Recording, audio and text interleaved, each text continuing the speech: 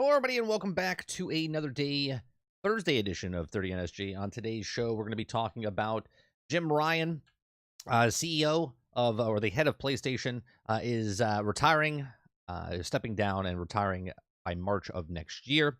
We're going to talk about the Meta Connect 2023.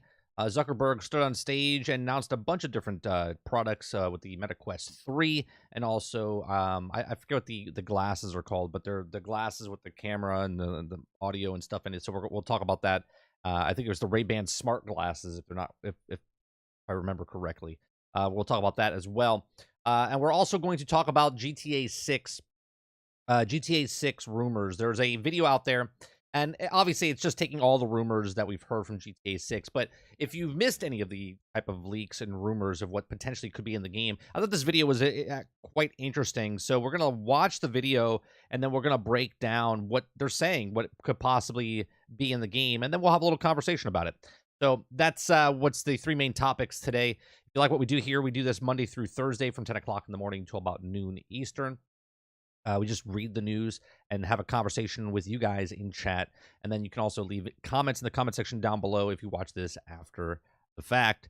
So make sure you hit that like button. It helps us out. We're a very small channel trying to get to 2,000 subscribers. If you'd like to help us out there, hit that subscribe button to get us there. And then if you'd like to go above and beyond that, become a member as little as $5 and helps us out over on the channel with all the content. We do uploads, we do live streams, we do Let's Plays, we do podcasts Monday through Thursday. So I appreciate it very much. Okay, what's going on? Good morning, good morning. Go on, Z.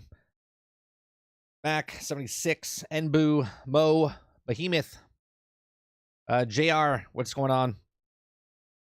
Good morning, good morning. Yeah, Jesse, we're going to be talking about the rumors of GTA 6. Actually, I have to get that video up for a second because I forgot to load it up over here.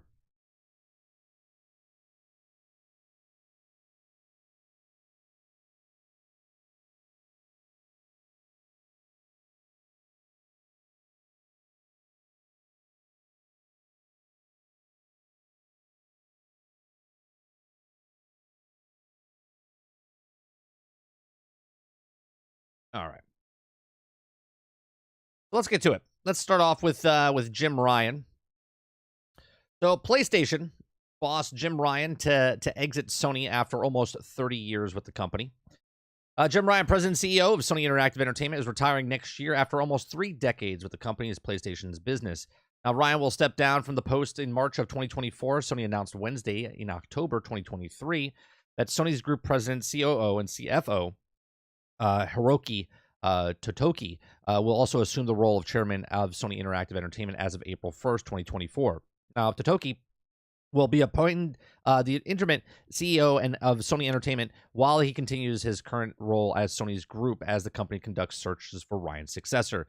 Now, Ryan joined the Sony Interactive Entertainment Europe based legal entity, Sony Interactive Entertainment Europe, which was then called Sony Computer Entertainment Europe in 1994. Since then, he's held a number of senior positions in the company, including president of CIEE and headed the global sales market of CIE.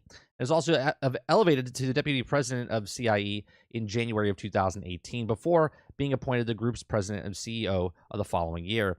Now, quote, Jim Ryan has been an inspirational leader throughout the entire period with us, but never more than he's overseeing the launch of PlayStation 5 in the midst of a global COVID pandemic. Now, Sony Group Chairman CEO Hiroshi said in a statement that extraordinary achievements have been made entirely by Sony SIE team has been steadily built on the PlayStation 5 and is on track to becoming Sony's most successful console yet. It's like ahead of where all the other consoles were, and immensely grateful for Jim for all his achievements. Now, Ryan, in a statement released by Sony, said that after 30 years, I have made a decision to retire from Sony Entertainment in March of 2024, and I've relished all the opportunities to have a job, and I've loved a very special company, working with great people, incredible partners, but I've also found increasingly difficult to reconcile living in Europe, and working in North America. Okay, he lives privilegedly in work products that has also touched millions of lives across the world, and PlayStation will also be a part of his life and feel more optimistic than ever about the future of Sony Entertainment. Now, I want to thank Yoshida for placing such much trust in me and being appreciating and sensitive and supportive leader. Now, through July of this year, Sony has said that it had held over 40 million PlayStation 5s since the first launch of the console in 2020. The second calendar quarter, Sony had 3.3 million PlayStation 5 consoles and were delivered compared to 2.4 million the year earlier period. Now, while PlayStation Network averaged 108 million monthly active users, up 103 million year period. In addition of selling the popular PlayStation console, Sony Interactive Entertainment is leading the publisher of games and franchises including Marvel Spider-Man, God of War, and Last of Us. Now, there's a lot of people out there that if you read on Twitter, if you read the internet, nobody knows how old this man is, right? Some people say he's 53. Some people say he's 55. Some people say he's 63. Some people say he's almost 70. Obviously, he looks older, right? I would say he's in his 60s, but everyone says he's 55. Okay. And then people are saying, well, he's retiring because he's way older than Phil. Well, if he's way older than Phil, he's actually, I think, the same age as Phil. I think Phil is like 54 or 56, something like that, if that's the case. Regardless of his age, I think it does take a toll on you of, traveling all the time. I know when I used to travel, I was on the road for like 265 days when I would travel and be away from home and whatnot. And that does take your toll on you. Now, obviously, it is a little weird timing about this whole thing about, Xbox now buying Activision. It's now going to go through, and then they're getting, he's stepping down. Big Mo says that he's being pushed out. And that might be the case, but we don't know. Maybe we'll know more down the road when it actually comes out. When leaks happen, type of stuff, right? But overall, Jim Ryan, people think he's been with the company or been the head of the company for 30 years, and he's only been the head of the company since 2019. He took over right before COVID hit, and he's done a really good job with PlayStation. I mean, he's made it the most popular PlayStation to date, even with the 2-year gap of COVID. Right? He's done exactly what PlayStation did before by bringing out the same type of games and whatnot. So I think his legacy for PlayStation did very well. And when someone else comes in, now, is this going to hurt PlayStation? I think there'll be a transition period, but a business is bigger than a person, right? A business is bigger than the one person that's doing the things, right? If a business is running well, you could just replace the head of that business and insert somebody else, and it's still going to run the exact same. Now, the vision of the person that you bring in to take over for Jim Ryan is going to be completely different. Are they going to be forward thinking? Because right now, I've said in the past that I like the business model that PlayStation has about not putting them out day and date, right? I just think it's more sustainable for developers and whatnot. And, that seems to be, proven or not. But I liked what Sony was doing as far as, brand new title comes out, it stays out there for 6 months, 8 months, 12 months, and then they move it over to PlayStation Plus, or they put it over on PC, and they make it, live longer and make more money for that thing, right? So God of War sold 10 million copies or 15 million copies, then it made that money. It didn't hinder the development company.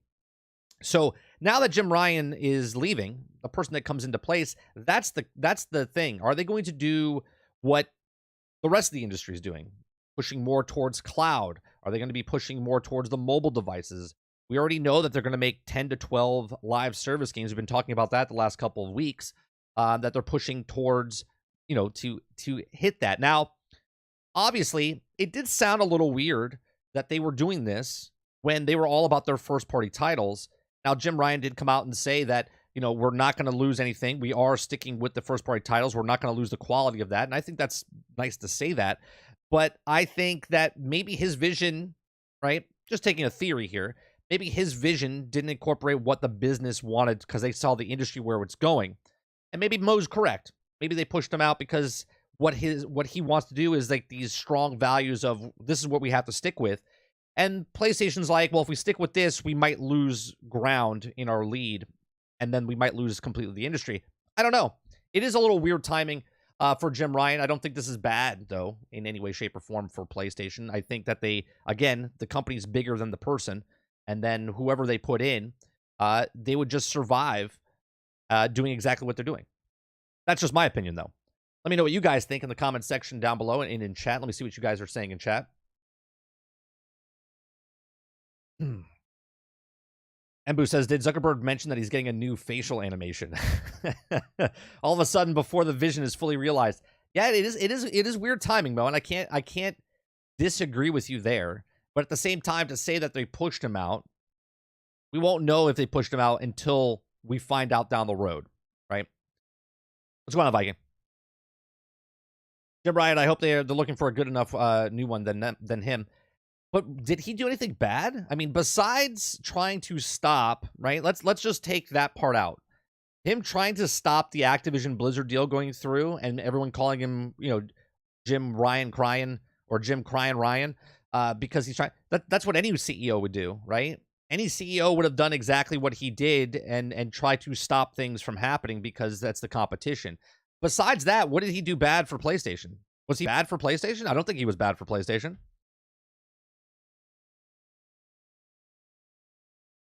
Some say he went to school with Jesus. Oh, how old he is? To sudden with his vision not realizing, yeah, he's being pushed out. Maybe. Nope, Kojima's moving in. Well, that wouldn't make sense because he's literally just signed a deal with Xbox. They're making a game there. Look like Phil's predecessor. One person may not make the company, but they have potential to destroy it. Sure, but did Ryan destroy PlayStation?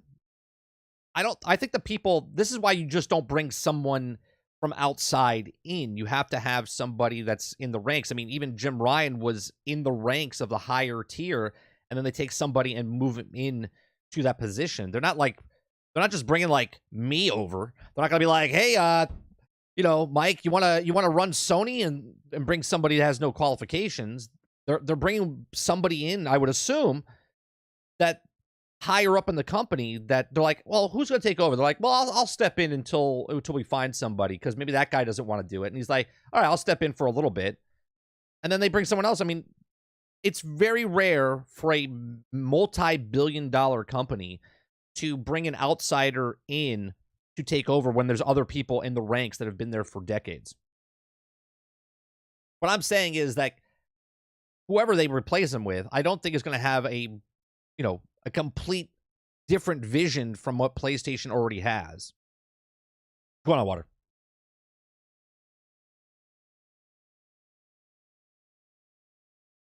What if Sony Group wanted to take the first deal? He said no, they can get blocked. We could speculate a lot of different things, Mo, right? Maybe because he pushed so hard, that's why they got rid of him. Maybe he is just retiring because maybe it is just really hard to travel, right? I mean, I don't know. Let's give me 1 second. Give me 1 second. Someone's at my door. Give me 1 second.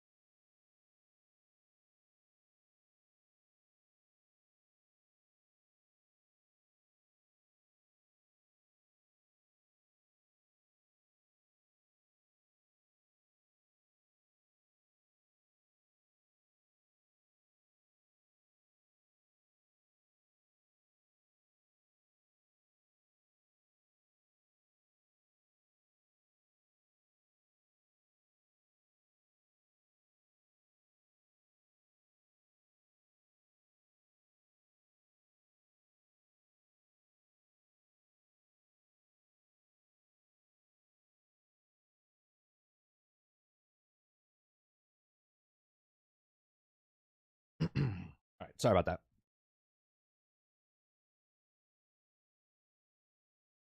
I don't think Jim Ryan did anything to level Phil Spencer processor, but his replacement may or may not have the same vision. Sure, and I think as the leader, like for instance, let's look at what Disney did the last couple of years, right? Bob Iger left, Chapek came in, he changed a couple of things, but the board really changed certain things, right? He's just the piece, and if they agree with what the guy is doing, then they'll go along with it. If they don't, then they make changes, which they did. They brought Iger back in, or Iger brought himself back in. So to say that next guy comes in and has different visions and could hurt, sure, that does happen. But you would hope that again, the board of directors is the one bringing the next person in. You know what I mean? It's not just they're not picking like long straw, short straw. Who gets it? Or Dave. Maybe he said, "Screw it, all this shit. It's stressful. I'm getting old. I want to enjoy the rest of my life." Yeah, I mean that's. I mean, I was in my mid 30s, and I was just like, you know what? I don't feel like traveling this much. I don't feel like traveling this much. I want to be around my family. Sometimes you gotta do what you gotta do for you. Sal Warrior says it's probably a combination of a lot of factors. Saying it's solely based on one thing is pretty bold claim. Yeah, I don't think it. I mean, he's saying that he doesn't want to travel anymore, and that's from him. Now, obviously, it's corporate talk, right? Right? We're gonna let you go. Let's place it on the what Mo is saying, right? Like they pushed him out. They're like, well, how are we gonna make this look? And they're like, well, we'll say that you don't like to travel anymore, whatever. They could do whatever they want, but you got to take it at least at face value. It is a little strange with all the stuff that's happening over the last 2 years, fighting, pushing back and forth. They are the market leader. They are pushing back a lot with the cloud. They're pushing around. His mold maybe just didn't fit the mold that PlayStation maybe where they want to go. Maybe he didn't want to do the live service games, but maybe PlayStation does, right?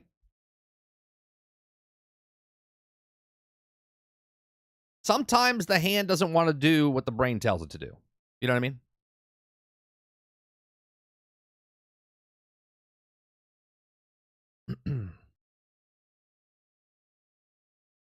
Burnout is a real thing and higher up in the food chain. They're quicker to burn out. Yeah, man. It's stressful. And I don't think anybody would do anything different if you were CEO of the company during the time where you're fighting to keep your lead in the industry. I don't think you sit there and be like, yeah, it's fine. They can just buy it, right? You have to do what your shareholders want you to do. You got to fight for the things that your company wants to do. Sometimes you got to do things that you don't want to do because it's bigger than just you, right? Jim was the biggest. Dave Rose says Jim. That was his biggest flaw, in my opinion. Which was his biggest flaw? Probably a combination of all factors. What's going on, Salty? 30 years in the business is a long time. I've been in mine for 12, so it's like it hasn't gone this bag of life comfortable the rest of your right. He's fine, right? I think he just wants to go back to Europe, hang out with his family, and be like, you know what?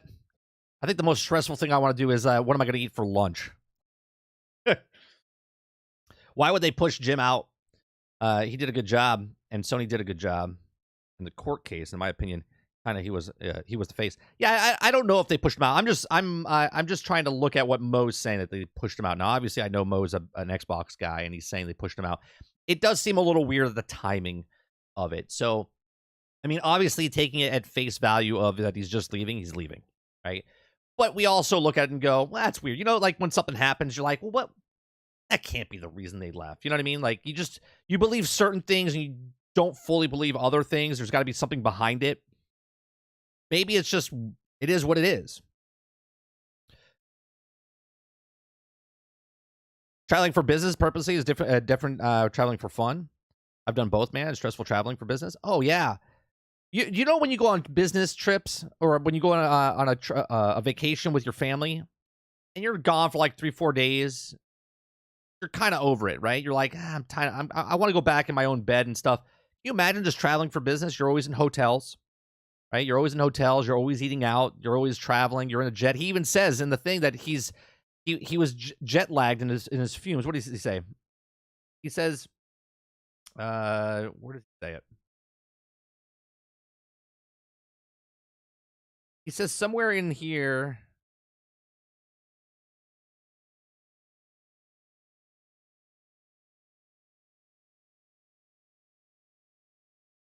Products. Peter. There was somewhere I read, and I can't see it now. What article was it in? He talked about like he was just traveling so much, and he didn't want to travel anymore.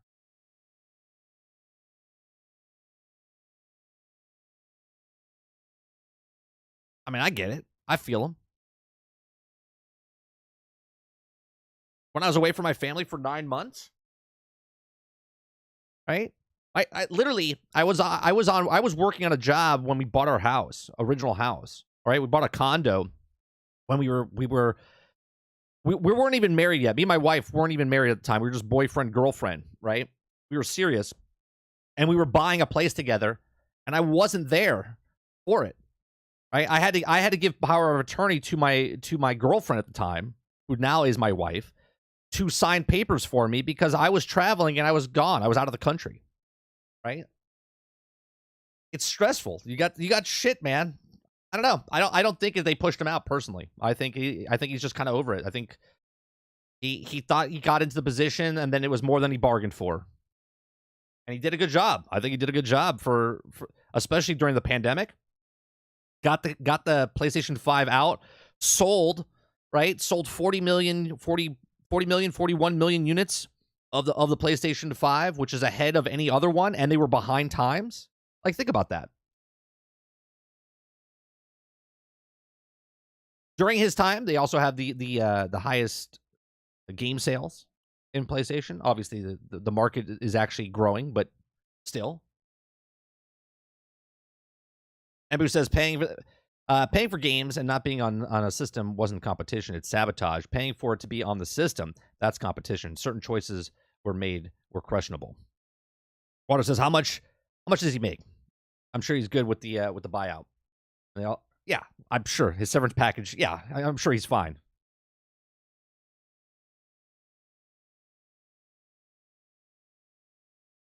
It wasn't the most crossplay friendly. That was before he even took over in 2019, though. PlayStation was literally stopping people from doing crossplay. That's before Jim Ryan got there.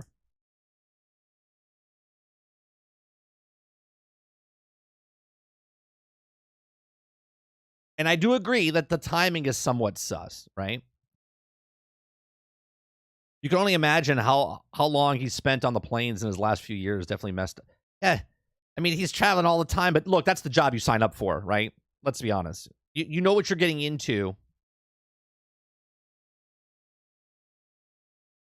Like, you can't be a musician going on tour and then complaining that you're making money going on tour. It's stressful, don't get me wrong. Okay? But you can't be like, oh, I'm making all these millions of dollars, but I got to be everywhere. You know, I'm never home. Boo-hoo, cry me a river. But this is why you do what you do when you're young. Do as much as you can, and then, you know, make it easier as you go. He's only been there. He's only been 4 years. Yeah, he's been the head for 4 years, but he's been with the company for 26 before he was the head. 30 years total.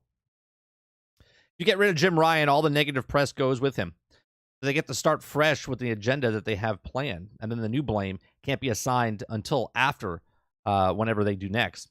It's very true, Sarge. It's very true.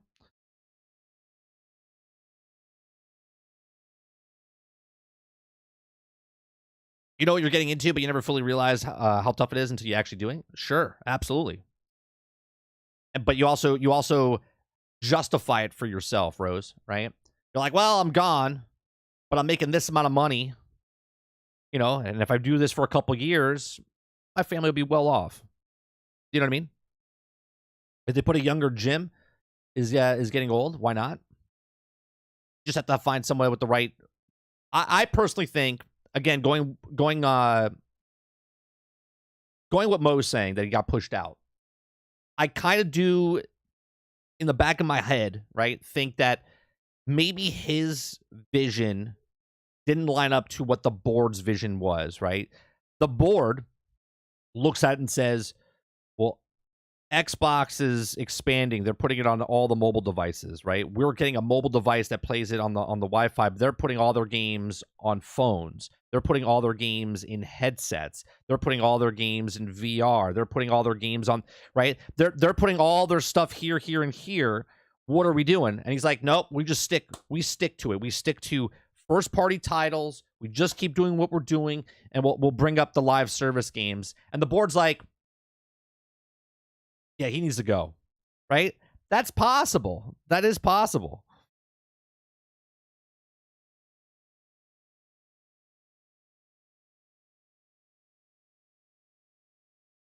Just saying, it doesn't make sense. More money, more problems. Most people on the net prefer previous leader than Jim Ryan. Really? Well, most people on the net, Titan, didn't know how old he was. We still don't really actually know his actual age. It fluctuates by 10 years.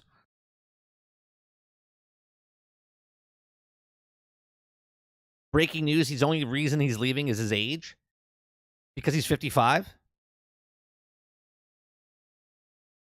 Or he could be 63. Or he could be 51. Nobody actually knows his actual age.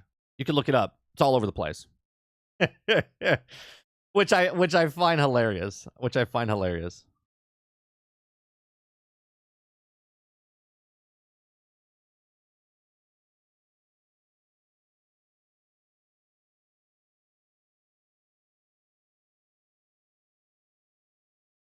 Yeah, Phil Spencer's 55, right? Right, 55.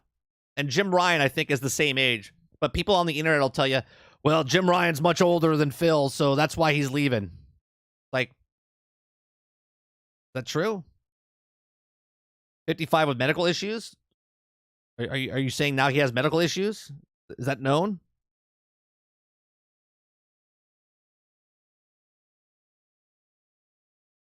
Does it say anywhere in any of the things that were reported that he's 55 and he's leaving because of medical issues?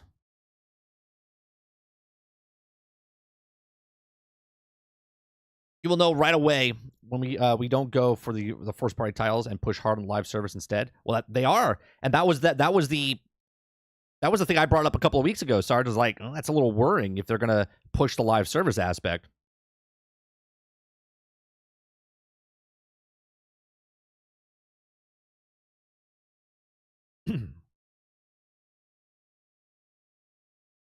It's not just his age; it comes across as someone not relatable on the connection with players / consumers. That could be Paul, right? And I'm saying, and what Mo is saying, that they're pushing him out. They're giving him a nice little send off. Hey, look, we'll let you leave in 6 months. We'll put it out there now. You know, it'll be a nice little small transition. Maybe PlayStation, the business, and what his values are don't align anymore. Do you know what I mean? They don't align anymore. You know what would be funny? How funny would this be? Activision gets bought by Microsoft. Bobby Kotick leaves and then goes to PlayStation. PlayStation fans, would you be excited for that, or would you be? I think most people wouldn't care, but that would explode the internet for sure. That would explode the internet for sure. That would be hilarious, wouldn't it? Like Bobby Kotick is leaving Activision Blizzard, and he's the next CEO of PlayStation. Everyone's like, what?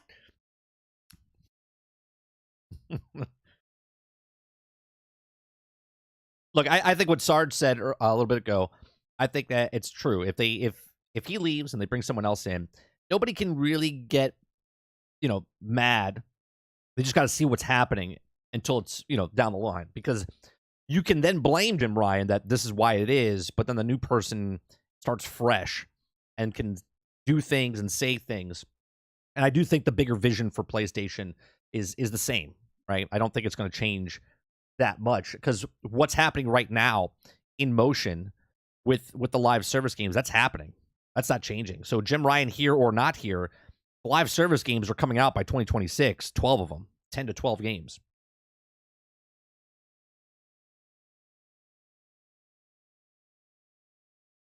Jesse says, before Jim left next year, they should put more money into the security system. First thing they need to do is I mean, they got hacked back in 2011, and it had nothing to do with Jim. That's just their company in general.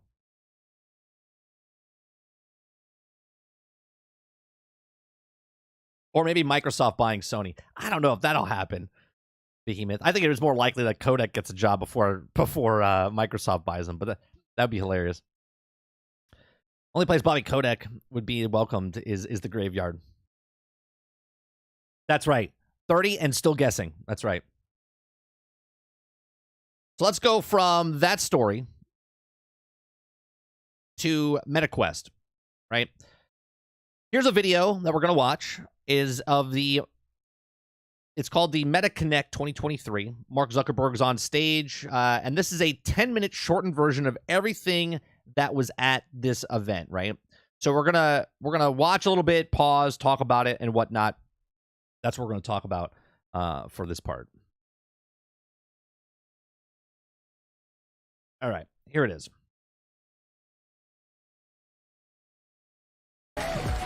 Welcome to Connect. We are incredibly proud to introduce Quest 3, the first mainstream mixed reality headset.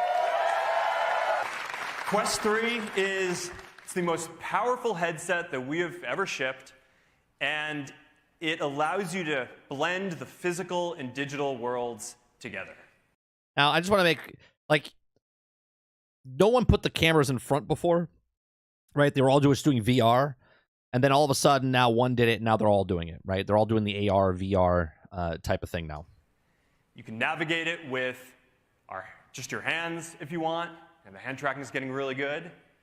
Or with these brand new precision controllers that we've designed for games or... I'll tell you, man, the animatronics on Zuckerberg are amazing. He looks so human-like. Work or things that where you want some extra precision. And, of course, it's completely standalone. No wires, no battery pack, nothing like that that's going to break your sense of presence. So when you put on Quest 3, you see the physical room around you. Only now it is a canvas that you can bring your digital objects into the world. Quest 3, it understands your space, so you can play. I don't know. Do you guys see a world where we play games like this? I'm not saying it's not a thing. Like, I could see this would be interesting to play like a board game, right? A virtual board game on your dining room table, and everyone has it. But that's an expensive board game. You know what I mean? You have 4 people in your house, $2,000 just to play a digital board game. I don't know, man. I don't know.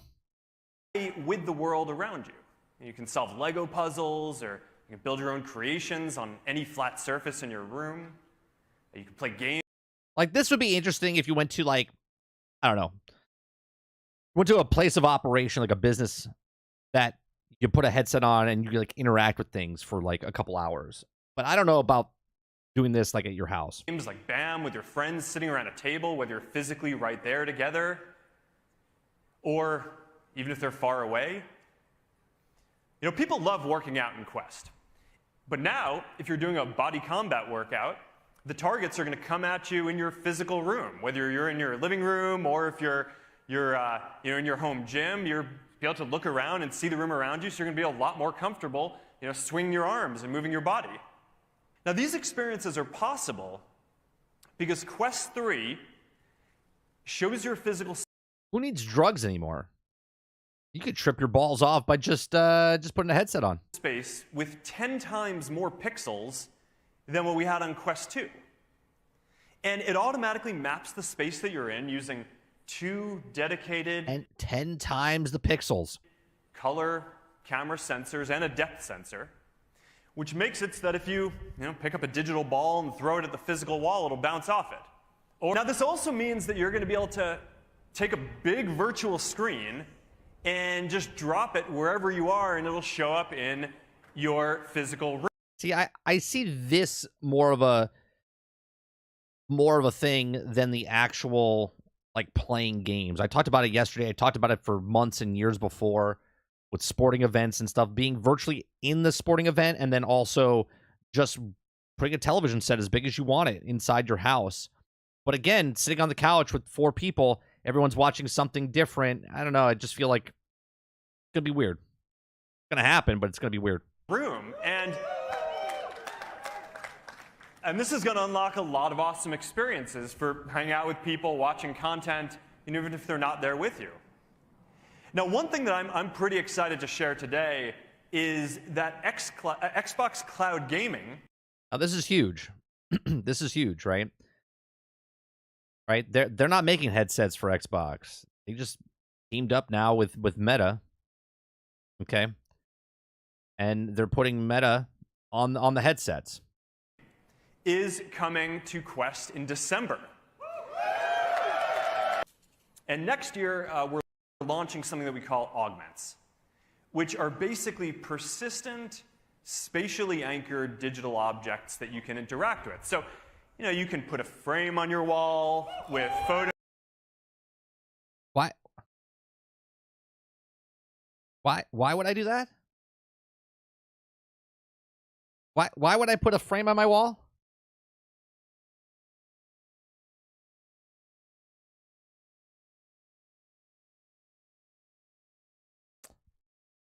All right. You go to someone's house and they got nothing on the walls. Like nothing. You're like, dude, why don't you put a picture up? Oh, dude, here, put this headset on. You put the headset on and it's just like porn pictures everywhere. I can see that happening. I can see that happening. Photos. Not actually a bad idea. Like you put your passwords or something, but you only can see it when you put the headset on, so no one actually ever sees it. And videos from Facebook and Instagram. You can put a digital portal next to your physical workout gear, so every time you walk by it, you can easily jump into a supernatural workout. It is the most powerful headset yet with the next generation processor, better displays and optics. It's 40% thinner. That's right, Sarge. Everything, your porn addiction is in plain sight. It's all over the coffee table, but only when you put the headset on is the portal to get in. A lot more comfortable, and it comes with the great new precision controllers or the awesome hand tracking that has just gotten a lot better. You know, end to end, we've designed this thing and optimized it, the hardware stack, the software stack, so it can deliver amazing mixed reality and the world's best immersive content library. So there it is. Yeah. All right, Quest 3, it is shipping on August 10th. You can August 10th? Next year? He means October 10th. Order it today for $499. Yeah, October. Look, $500, that's a good price, man. For what he's saying and what it does, you don't need a computer. It's $500. And they're bridging the gap between, again, VR makes people nauseous and sick. AR lets people see into the world so they don't get as nauseous or sick. But there's still things that you put that on, you're going to get sweaty. There's just things, impractical reasons that you would have that on all the time. Everyone's going to walk around. You're going to walk around your house. Everyone in the house is going to be walking around with this in their head. I don't know. I feel like there's a disconnection to the reality because you have a better reality inside your headset. Shipping on August 10th. You can order it today for $499. So, we are building a platform for creating AIs that can help you get things done or just have fun. And you know, the way this is going to work is people are going to be able to interact with these AIs across the whole meta universe of products. So, you know, of course, you'll be able to chat with them in WhatsApp and Messenger and Instagram Direct, but beyond that, they're going to have profiles in Instagram and Facebook, and you'll be able to interact with them, and eventually they're going to be embodied as avatars and live and be able to interact with them in the metaverse too.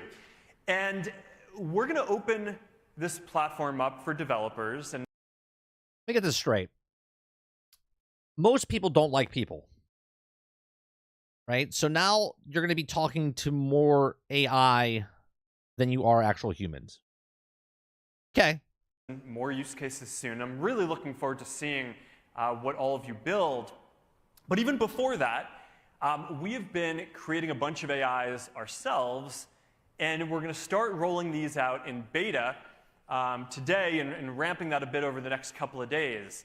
So let's meet some of them. All right, first up, we got Meta AI. Meta AI is your basic assistant. My name is Meta AI. Think of me like an assistant who's here to help you learn, plan, connect, And what can I help you with today? So now I have Amazon's. I won't say the name. I have Amazon's. I have Apple's. Now I have Facebook's. Fantastic. Right, that you can talk to like a person. Right, you can message Meta AI and any of the messaging apps, WhatsApp, Messenger, Instagram, Direct. Soon you're going to be able to message it in Quest 3, and it's going to help you, answer your basic questions or requests. Let's check this out. So let's say you're planning dinner. You got Max the sous chef. Max the sous chef, who's fake. Got it. Who can help you come up with a recipe and help you come up with ideas. So if you want to find... Let me read this. Hey, it's Max. I'm a sous chef who can dish culinary tips and tricks. What's on the menu today? What is a kid's friendly meal that I can make with secretly has broccoli in it? Hey there. I've got a great idea for kid-friendly meals that are secretly has broccoli in it. How about some broccoli and cheese stuffed shells? There's an easy way to make our great ways to sneak some veggies. Plus, who doesn't love pasta and cheese? Win-win. Find a way to sneak some broccoli into your kid's dinner. Max has got you. Let's say you add too much salt to the recipe. He can help you balance it out. All right? Or let's say, you're writing something like a keynote and you're not really sure where to get started. You can ask Lily, or personal editor AI, who can help you brainstorm. It's Lily. Hey, I'm Lily, your personal editor and writer partner. Tell me what you're working on. I like to write a story about AI characters. Where should I begin? I don't know. How about stop talking to AI? Beginnings are always tough. Let's see. How about starting with some character sketches? Who are your AI characters? What makes them unique? Do they have personalities, quirks? Give me a little to work with, and I can help you. Fuck it. Why do I even need to talk to you, Lily? Why don't you just write it for me? Just write it for me, Lily, would you? And share tips, or you can give her a bunch of the text that you've written, and she can help you edit it and make it better. Or maybe you're traveling and you're trying to plan a road trip with your kids. You've got Lorena, who's going to be able to help you find the best barbecue on the road trip, or find a good national park or a beautiful spot to... You can do that literally right now. You can type in with your thumbs, 2 thumbs. Hell, you don't even have to use your thumbs. You can just hit the microphone button on your thing, go, national parks, best national parks. Done. To take the kids. Let's say you want to play a role-playing game. Did they have an MMA? MAA expert. Spot to take the kids. Let's say you want to play a role-playing game. Well, now you can just drop the dungeon master into one of your chats, and let's check this guy out. Let's get medieval, player. You know what? Bravo, Snoop Dogg. Bravo for getting paid. For getting paid to use your voice. Bravo.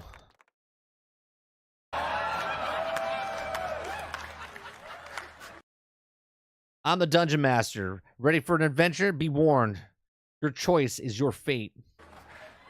I mean, who hasn't wanted to play a text, adventure game with Snoop Dogg?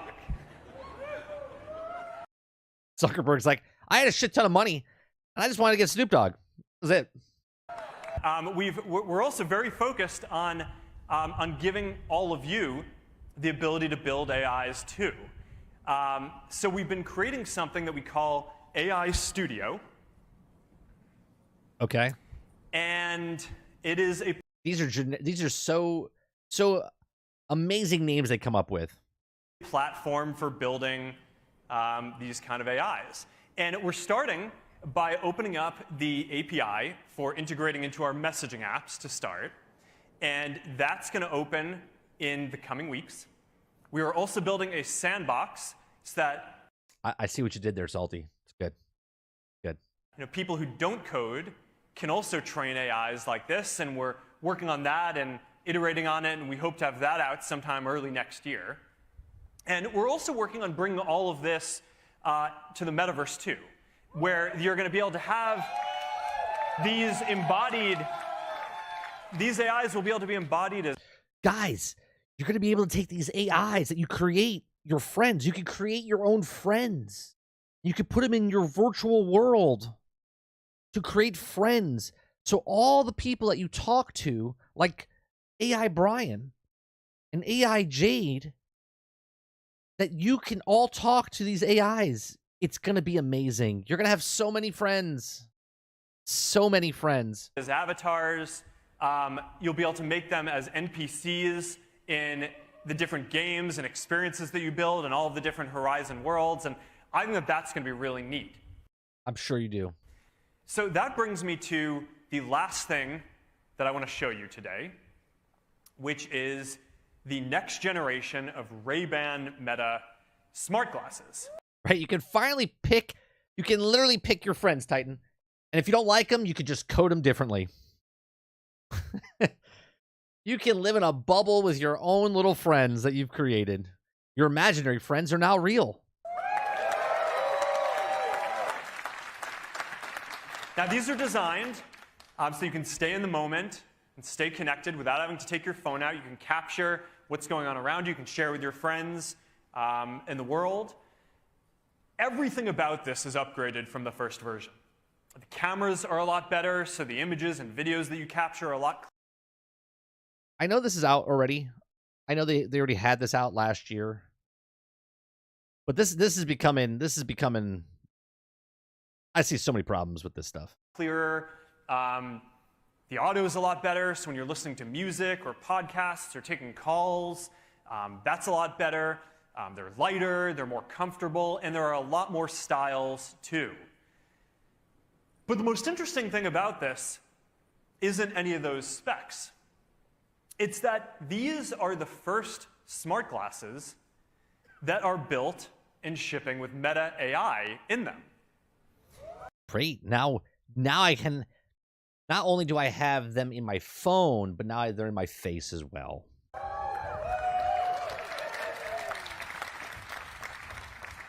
So starting in the US, you're going to get this state-of-the-art AI that you can interact with hands-free wherever you go. So, let's say you're grilling with your family and you want to... Because it's so hard to do this. Ready? Right?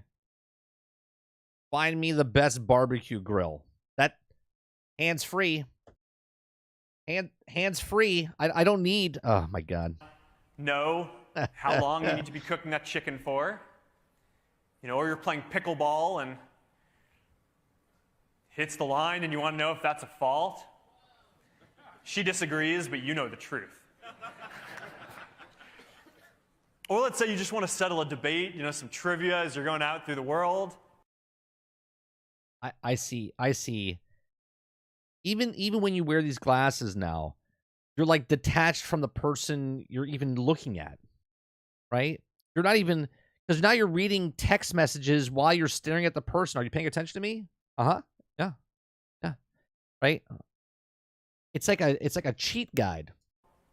Just ask your Ray-Ban Meta glasses and they'll respond and get you the answer. You are going to be able to live stream to your friends and followers from your glasses. All right, I can't wait for that, chat. I can't wait for people to live stream with their glasses and forget that they're live streaming and then take a piss. Or go somewhere and forget they're doing something. It's going to be amazing. It's going to be absolutely amazing. The glasses where you see... I didn't even like the HoloLens when they came out. What is that, a decade ago? Right? Where you see a little thing in this corner of your eye. I mean, I said it months ago, and I said it yesterday to bring it back up. You're going to have just a contact lens in the future. It's just going to be a contact lens that does exactly what this is, right? You're not going to be able to tell if people are recording you or filming you. Everyone that has a pair of sunglasses on now, you're just going to assume that you're being filmed. Okay, but no one has to ask for permission. They're just filming every place. Doesn't matter if it's in public or private. you can actually look at, now, this is the way I look at stuff, right? So what's different about this is, like, if I have a camera out, yeah, like, people can look at the camera, right? And they can look at the camera and you can see stuff. But now with the camera on your face, the sunglasses, if I stare at somebody, it could be in the background without showing you visually on your screen that it's identifying who that person is. It's doing like a face recognition scan, has all their information, right? So now people can like hack into the actual software. Everyone's basically knows all your history, right? Like this is how close we are. I mean, the technology's already there, but now they're putting it on everyone's faces, right? It's bad enough. It's bad enough that there's cameras everywhere in public now, but now everywhere you go, there's people wearing cameras on their faces. Humanity is done.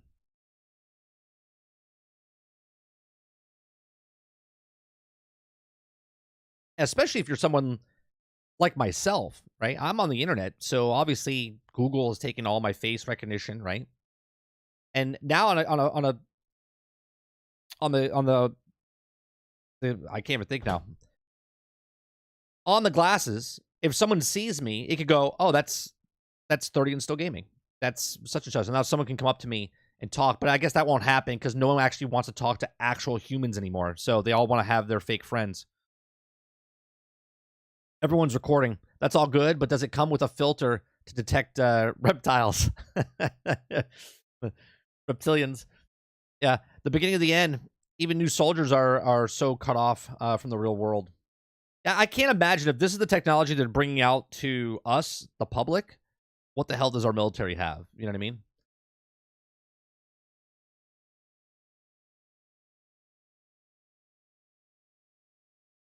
Watch Dogs all over again, but real life. Yeah, it's pretty. Look, obviously it's pretty cool technology, and they like to sell you on the good stuff, and they're not going to tell you what people would do with the bad things with it.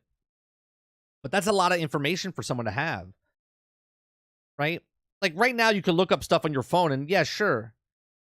But now to have stuff just constantly fed to you, hands free.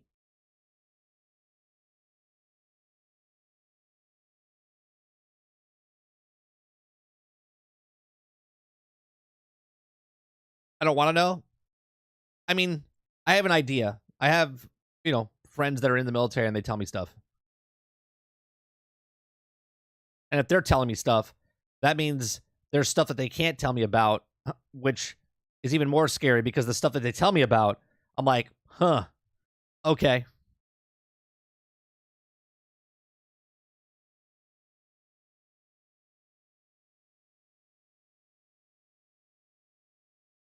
We can dismiss it all you want, but every Tom Cruise movie has become real to prove he's from the future.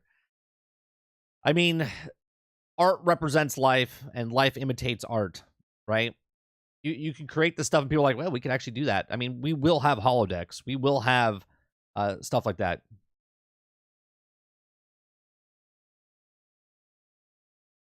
I mean, people can look at it and go, well, you can already look up all this information. Sure. I don't know. I just feel like everyone that has the sunglasses now is all recording. Like every time you see someone with 4 years from now, all sunglasses will have cameras in it, right? You know what I mean? It's not just the one pair. $300 is actually a really good price, right? You can just get sunglasses. I mean, my sunglasses, I got 3 pairs for $50, but you could get just Ray-Bans just by themselves, $300. With no camera, no audio, no nothing.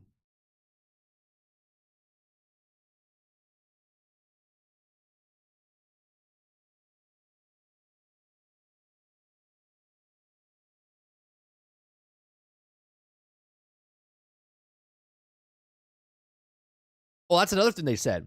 So this is some of the things they said you could do. In that video, they didn't show it. But they said that, let's say you have a leaky faucet. You have the glasses on, it looks at the leaky faucet, and then tells you how to fix the leaky faucet. Okay?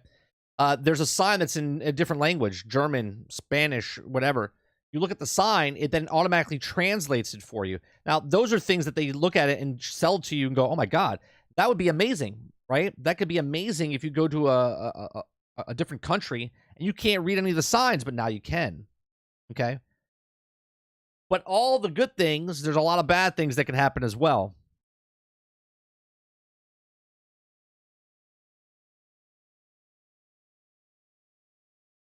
Here are some of the highlights. It says it's got improved audio.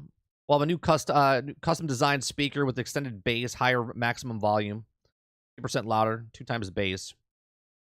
Share your point of view. A new ultra-wide 12-megapixel camera translates to improved quality for photos, 1080p video, up to 60 seconds. So whether you take a breathtaking views during a hike or living with the best life at the art show, evidence of exploits. You'll also be an epic real deal. You can also directly share photos to your friends and family from your glasses with a simple send a photo. Okay. Powered up, Ray-Ban Meta smart glasses are powered by all new Qualcomm Dragnet AR1 Gen like I know what the fuck that is, which enables higher quality photos and video processing with even faster computing. It holds up to 8 additional charges, so the leather case that you get for a total of 36 hours of use. So there you go. Get the leather case that charges. Comfort and control. Slimmer and lighter. And they've come a long goddamn way, man, to shove a computer in those, just the arms. Hands-free live streaming. You can now live stream from glasses to Facebook or Instagram. And you can see comments in your previews or tap on and hold on to the side of your glasses to hear them out loud to engage with the community. Jesus Christ. Meta AI, you've also integrated Meta AI to advanced controversial assistance. Ray-Ban's also Meta smart glasses optimized in your hands-free, on-the-go experience. I mean, that's crazy.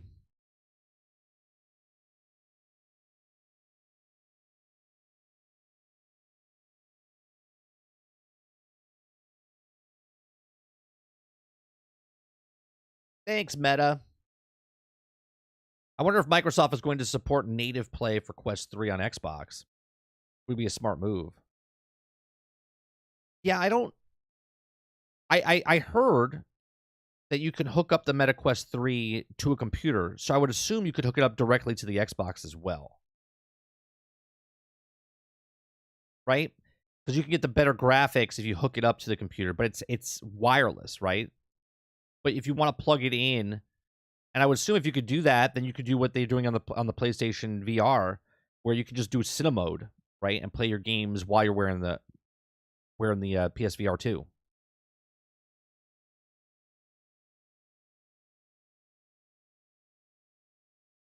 But languages aren't the same everywhere?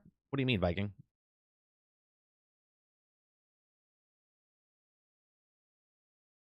Yeah, but if it's programmed in the glasses, it doesn't matter where you are in the world. If I look at a sign, it's going to translate it for me. Obviously, it's only going to translate it if it's programmed in the actual glasses. So I would assume over time they would actually put stuff in that would, if it only did 1,000 languages, now it does 1,200 languages, then it does 1,500 languages. I mean, India's got like 48 different dialects.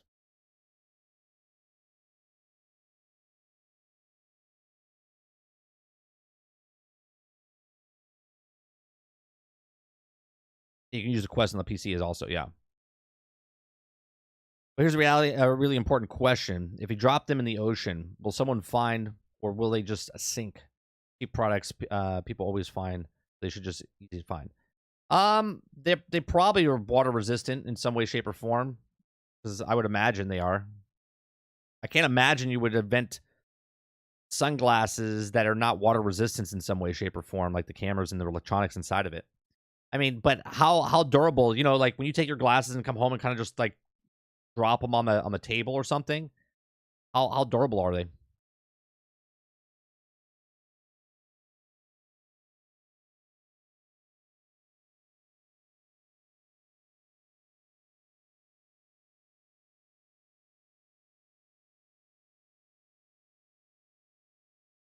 Yeah, I understand that, Mbu. What I'm saying is that if you can program it, it can do it. That's all I'm saying. I mean, we literally have Chat GPT now that you could draw a picture on a piece of paper. Okay, you could draw a picture on a piece of paper and then ask ChatGPT to make a website based on your drawing, and it would.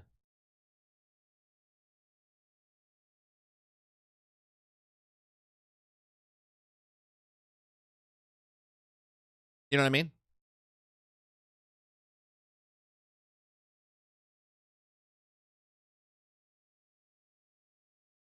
It says full color pass through tech has 10 times as many pixels as the predecessor, 110-degree field of view. System is powered by newly announced whatever Dragon. Retails $500. Comes with 6 months of Quest plus VR subscriptions. So there's another subscription service. There you go. Manage editor. Tested on MetaQuest 3 VR. Headspace, a virtual playground for your mind, is coming. The hell is Headspace? Headspace is an immersive VR experience for MetaQuest 3 soon. Okay. They don't really go into it.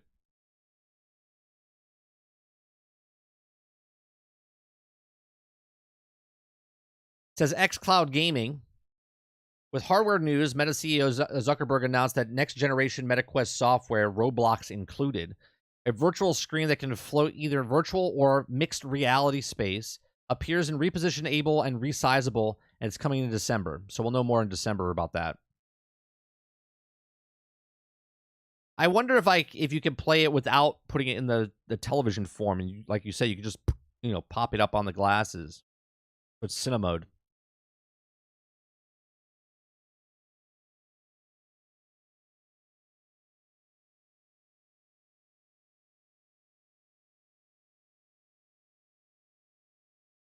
I can see translating words, but will translate the context or meaning. I mean, probably right now, no. But can it in the future? Sure.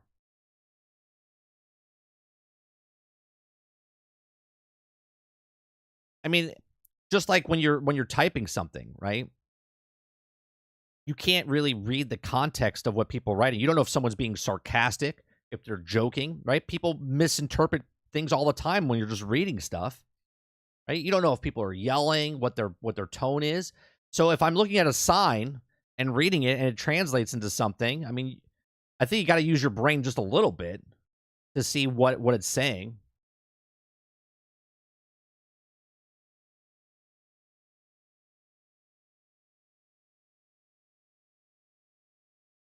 Exactly, Titan. That's what I'm saying. You know what I mean? That you guys you're thinking like it's gonna you want it to like they give you an inch. They're like, hey, if you stare at a sign, it says bathrooms this way, okay, in 48 different dialects in India, and you guys are looking at it going, well, I'm not sure what that other word is. It might be telling me to jump off a cliff. It's like, let's take it in context, shall we?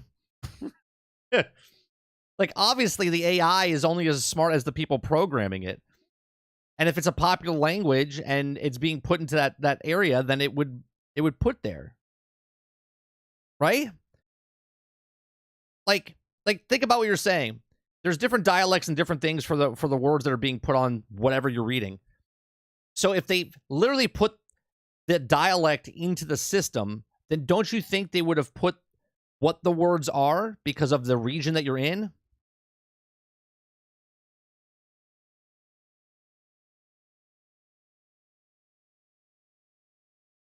Sidewire says, yes, my wife is Romanian and literally speaks zero of a foreign language besides the 2 years of high school Spanish classes 20 years ago. But if you know the subject she's talking about, I can. Right.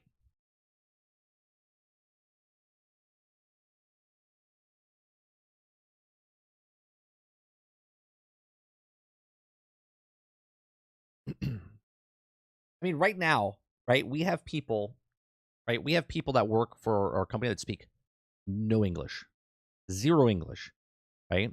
And the way they talk to the manager in the store is that they literally speak into their phone, and some just use it where it's, they speak Spanish and it translates to English and then they read it. Or they speak into their phone and then the phone translates it and they hit the button and it speaks it for them. Okay? That's happening now. And sure, Spanish is a very popular language, okay? But the point is that this shit's happening now. And all he said was you could stare at a sign and it could translate for you.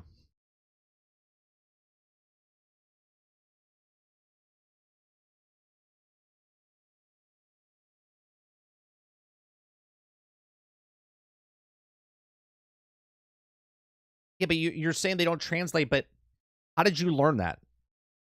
Think about that, Viking. How did you learn that the languages don't translate the same in all different places? Someone taught you that, right? Someone taught you that? So you realize that by reading it and go, oh, no, you can't say that because that's what this means here, but it doesn't mean that over here. Okay? So what would be the difference if the person that knows that is now programming that?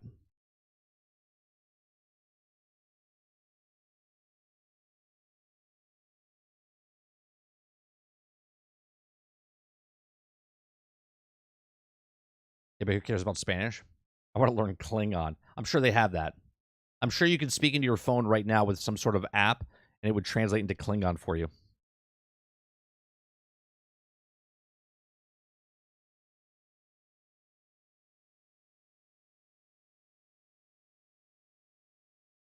I learned French in school. I went to Haiti in 2010. It's not the same. You're not understanding what I'm saying. So we're going to move on from this conversation. You learning... I'm going back to the conversation. Viking, if you learn something and you're a programmer, you know what you know now. Okay? If you are a programmer and now you're programming something based on what you know and learn, okay, it would learn based on what you're programming it because you are the programmer. You understand how to put it in the context that it's being developed in.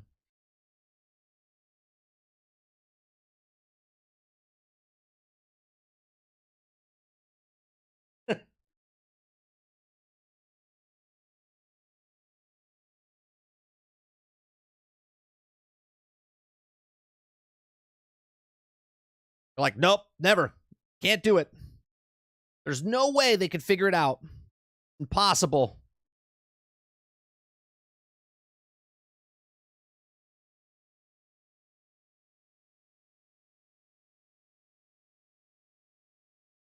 All right, we're moving on to GTA. We're moving on to GTA, a language that everyone speaks.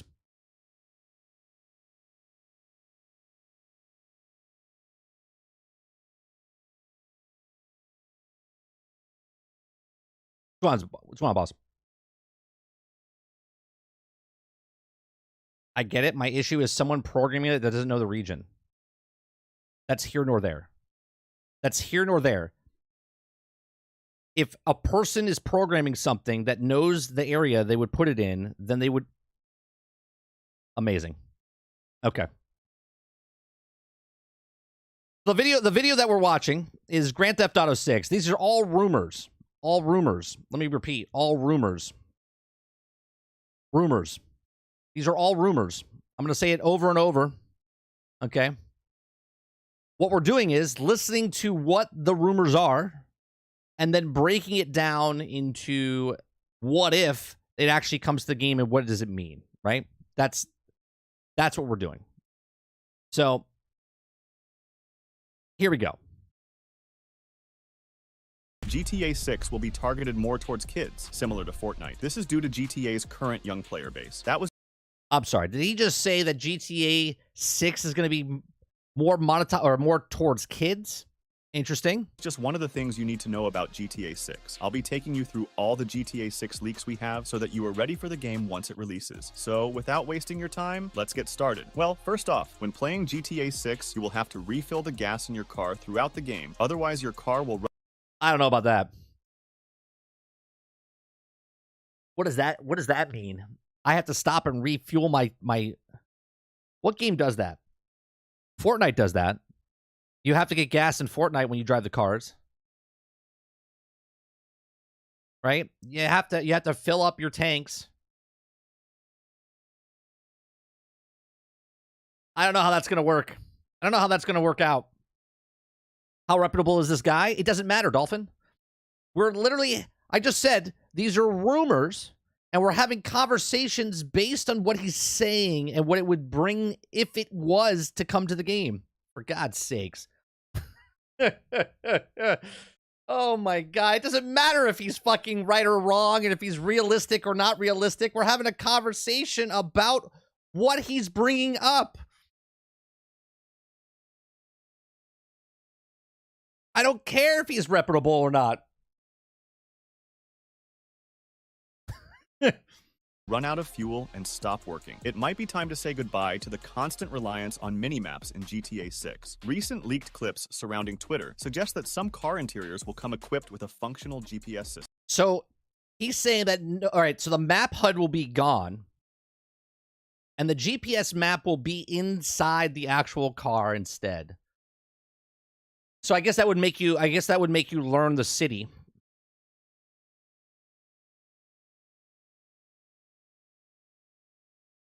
Now, you can navigate the city like a pro without the need for distracting HUD elements. Okay, I can see that. I can see that happening. So instead of staring at the bottom left-hand corner, you're just driving in the first-person view, but you're still looking at whatever the corner it is. If it's in the center of the screen, if it's further far right, it's now in the interior of the actual thing. This improvement promises a more immersive and seamless gameplay experience, and the only way to know where you are going is through the GPS system in your car. Furthermore, GTA 6 is taking notes from its predecessors, Red Dead Redemption 2 and GTA 5, when it comes to the ammo count UI. In these games, the UI has been really good, however. In the latest leaks, we've seen a brand new UI for tracking our precious bullets. The revamped design will I don't know what he's talking about because I didn't see the leaks about the UI for bullets. Keep players engaged, ensuring they never run out of bullets during intense firefights. Moreover, I hope you guys remember the good old days in Grand Theft Auto Vice City, where you could deliver pizzas as a side gig. Well, it seems like Rockstar is bringing back the delivery feature in GTA 6. Leaked code lines hint at potential delivery missions, adding more depth to the gameplay, and offering players an alternative way to make some cash in Vice City. I like the side quest type of stuff like that, like a delivery thing, but I don't know if I would if it's part of a quest, sure, I'll do it, but I don't know if I would do it over and over and over and over, right? Like I don't want to be a pizza delivery person. At a point you look at it and go, it's like Sims, right? When you played the Sims, it's like you had to teach the sim how to go to the bathroom, otherwise it would just piss itself in the middle of the house. So you would have to teach it, and then it would go after a while by itself. It's like why would I do that? Why do I care? This will make the game a lot more realistic, and we will probably see delivery apps such as DoorDash and Grubhub added as well to add to the realism of the game. Now get ready for a more diverse cast of characters in GTA. And obviously, the video that you're seeing is not GTA 6, so this is from 5, by the way. 6. The game will showcase characters of and other past ones. Varying heights, reflecting a more realistic representation of real-life individuals. Lucia, one of the characters, stands at around 5'2", while Jason is towering at 6'2". This attention to detail So there's two characters. and character design is sure to enhance the immersive experience. GTA 6 is also pushing the boundaries of AI technology. Unlike past games where pedestrians roamed individually, the AI in the new installment will behave more realistically. Pedestrians will interact in groups, making the world feel more alive. Okay, that's pretty cool. So the AI, I'm going to rewind that a little bit. So the AI will interact, so they won't just be like walking down the street and then they get to a certain point and then they turn around and they walk back the other direction or whatnot. Not that GTA did that too bad, because you could literally follow an AI for like 20 minutes and they would go do something, right? They would like go chop a tree down or go into their house and then come back out and walk down the street. Of AI technology. Unlike past games where pedestrians roamed individually, the AI in the new installment will behave more realistically. Pedestrians will interact in groups, making the world feel more alive and dynamic. Imagine walking into a club as Lucia exits. This level of realism will surely keep players engaged throughout their adventures. In GTA 6, your actions will have consequences beyond just police chases. Crimes committed by the player may end up captured on CCTV cameras. Okay, so there's cameras around the city. Oh, so it's like MetaQuest. It's fine. Scattered throughout the city. Additionally, you may hear about your escapades through media coverage on Weasel News and social media sites. You already did that, didn't you? In Grand Theft Auto? You would hear your coverage of if you killed a crime boss or something, then it would be on the news, wouldn't it? This feature adds a new layer of immersion and makes us think twice before causing chaos. Leaks hints at gangs playing a significant role in GTA 6's story. The debug menus reveal character names related to gangs, reminiscent of the classic GTA San Andreas style. I mean, a lot of the stuff, Ford, was like the code and stuff was hacked, so people already looked through the code. So this is where they're getting most of the rumors and stuff from. I mean, I'm not saying it's 100% real, but again, we're not saying any of this is real. We're having a conversation based on what he's saying and seeing if it came to the game, would that be cool or not? Furthermore, there's a satirical take on homeowners associations through a homeowners association. The Vice City Neighborhood Enhancement Team. Expect some hilarious and intense moments as you... It's not a Vice City remake, boss. 6 is going to take place in Florida, supposedly. Like the Miami was supposed to be like South America, Miami type of area. Navigate through gang-infested neighborhoods. GTA 6 might introduce a location icon that displays the distance to your desired location, similar to mechanics seen in games like Far Cry. And if that's not exciting enough, more leaks hint at the possible inclusion of horses in the game. Although previous... That wouldn't be a far-fetched to put horses in the game. They made Red Dead Redemption. I mean, someone created the horse testicles. They're going to have to use them again, aren't they? I mean, all that work went into the horse testicles. They got to bring them back. Previously cut from GTA 5, it could be a feature left over from Red Dead Redemption 2. The prospect of horseback rides in the city is both thrilling and unexpected. GTA 6 might bring back collectibles in a whole new way. Inspired by Red Dead Redemption 2, players may find loot boxes with valuable items. Hold up, when you say loot boxes, you mean like items that you can find in the game or find loot boxes? Hidden throughout the vast world. This feature was well received in RDR2, and its inclusion in GTA 6 promises to keep players hooked as they explore every nook and cranny. Moving on, GTA 6 introduces a revolutionary feature, the need for characters to sleep periodically. Neglecting this basic need will have significant consequences on your character's health and regeneration. Lack of proper rest will cause their health to slowly decrease, regeneration to slow down, and their view to gradually blur. In extreme cases, your character might even black out for a short period. This mechanic applies even during missions and gunfights, making it crucial to keep your character well rested. Additionally, the game features a dynamic stress system that directly affects how well your character can sleep and function. So they're going back to the San Andreas sort of like weightlifting and whatnot. Has effects on you. So actually, that's more of a fictions on you, right? Sort of like what's happening in Starfield, where if you get poisoned or whatnot, it stays on you and whatnot. Various factors contribute to your character's stress levels, including engaging in gunfights, dealing with drug withdrawals, attracting police attention, and facing work pressure. Each character... Work pressure. You could be Jim Ryan in Grand Theft Auto 6. And GTA 6 reacts differently to stress, making the gameplay experience unique and immersive. We're excited to announce that casinos are back in GTA 6, and this time, you can gamble online. However, be cautious, as your character can become addicted to gambling, drugs, alcohol, and tobacco. Each substance comes with a different level of addictiveness, and if your character becomes addicted, they'll experience withdrawal symptoms. That's pretty cool. Actually, I'm okay with that. I actually like that. So, because your actions have consequences. That's pretty cool. Increased stress levels and health deterioration. Failing to indulge in their addictions can lead to negative consequences, and if you switch away from your character, they might seek out their addictions, harming themselves physically and financially. The legendary rapper and producer, Dr. Dre, hosts his very own in-game radio station called The Pharmacy. Players will groove to the beats of his iconic 2001 album, along with a selection of other titles. Whether you're... So does that mean if it's a 2001 album, does that mean the game takes place in the 2000s? Like early 2000s?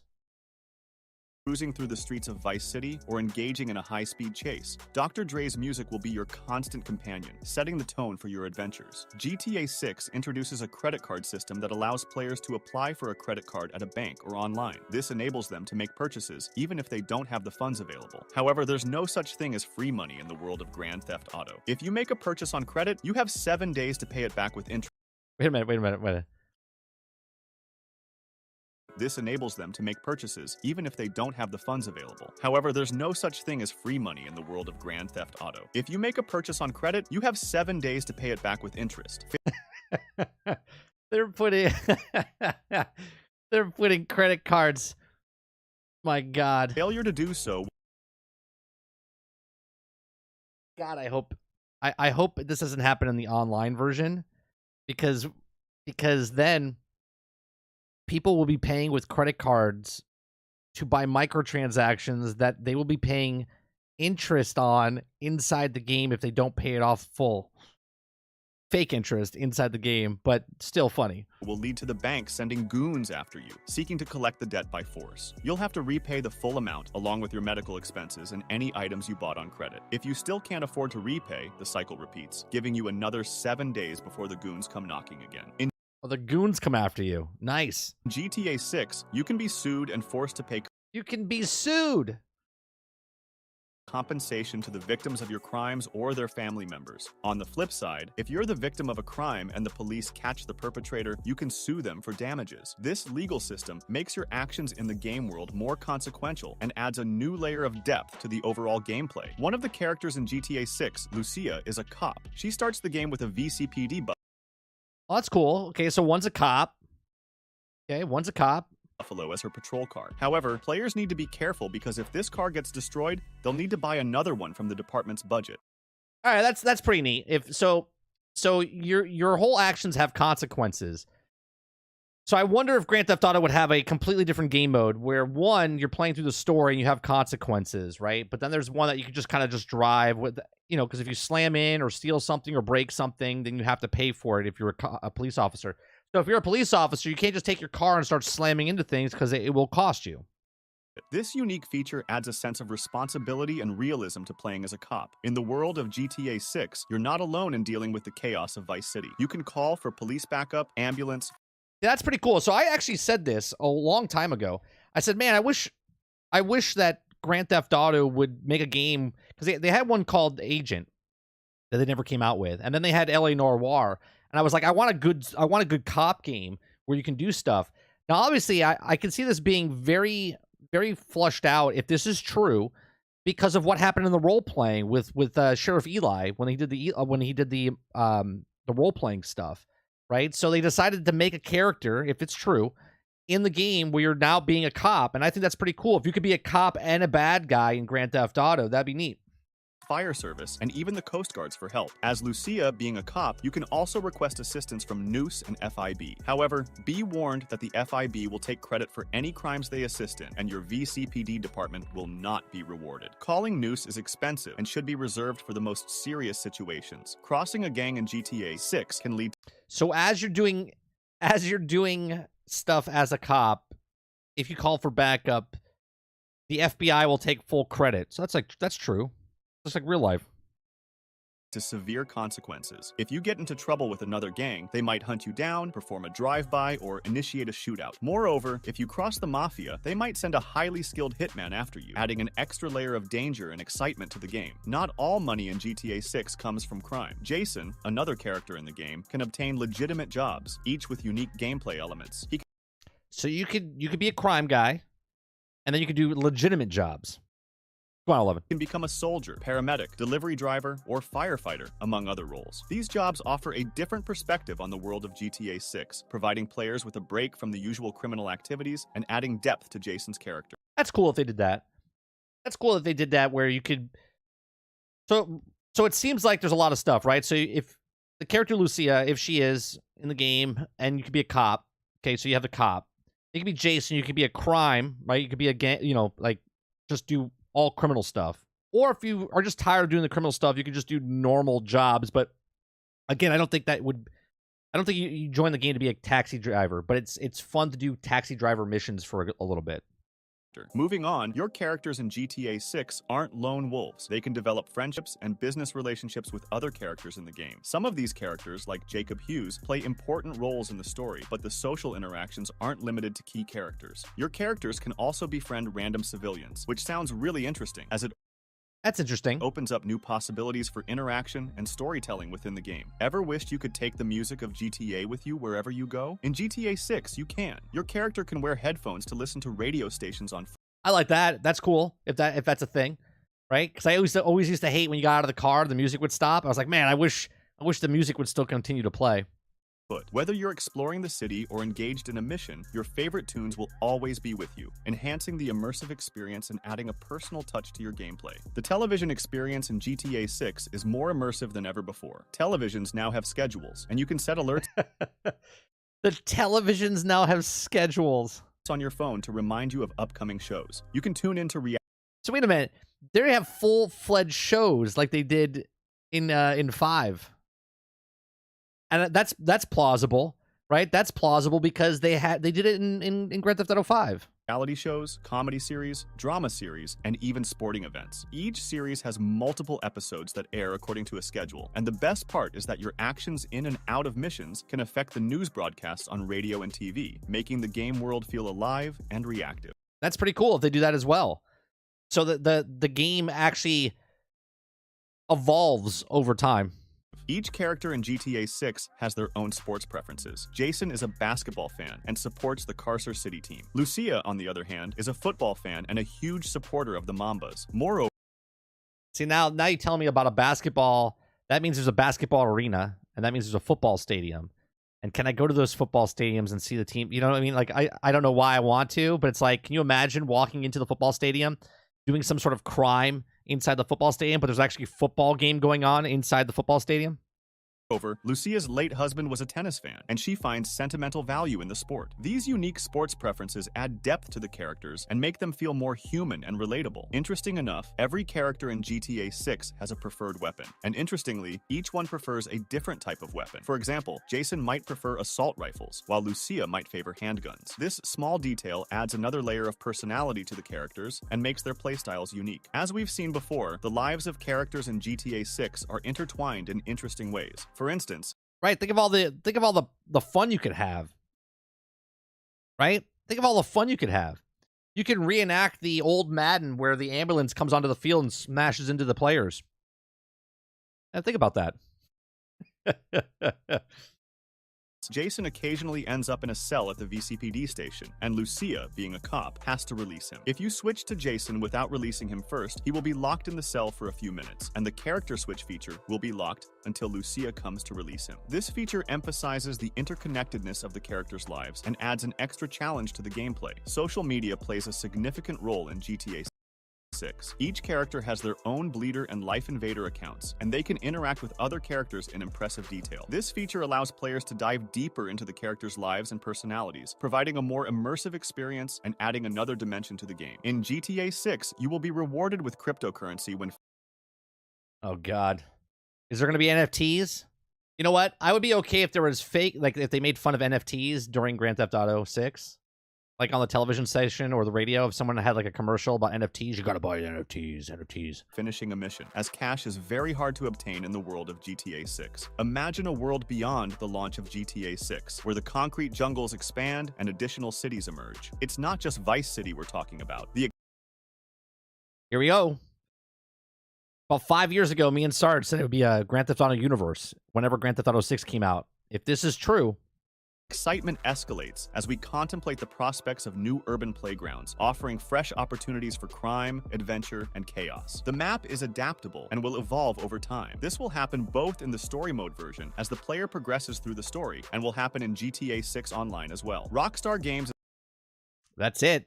If they do that, that's going to be next level. That's going to be next level. Is going to host in-game live events with the changing map, similar to other games. This will make the online experience much more diverse and immersive, and it will be interesting to see how Rockstar takes usage of this feature. Moreover, brace yourselves for a game-changing approach to firearms. Limited gun carrying capacity will have you making tactical decisions, trading space for firepower. Different sizes of weapons take up slots, leading to exhilarating dilemmas in the heat of the action. And just when you thought you had it all figured out, enter the potential double bag, a lifesaver for increased inventory that comes with its own twist. In this evolving world, store robberies are getting a makeover, with a realistic system that'll have you planning, executing, and evading like never before. See, I like that. I love when we did the bank heists inside of Grand Theft Auto 5, I liked it that you would split up into teams and you would have to do your job. I was like, man, I wish they did more layers of this. If this is true, where he's saying that you have to... Here, let me go back a little bit here. for increased inventory that comes with its Obviously, those duffel bags will probably be microtransactions. own twist. In this evolving world, store robberies are getting a makeover with a realistic system that'll have you planning, executing, and evading like never before. When aiming at NPCs, you will be able to choose your next action. You can kill or attack the NPC, as well as you can take NPCs as hostages, which will set you and the cops in a negotiable situation where you can potentially That would be pretty cool. I mean, I don't know the in-depth of how that's going to go, but that'll be interesting.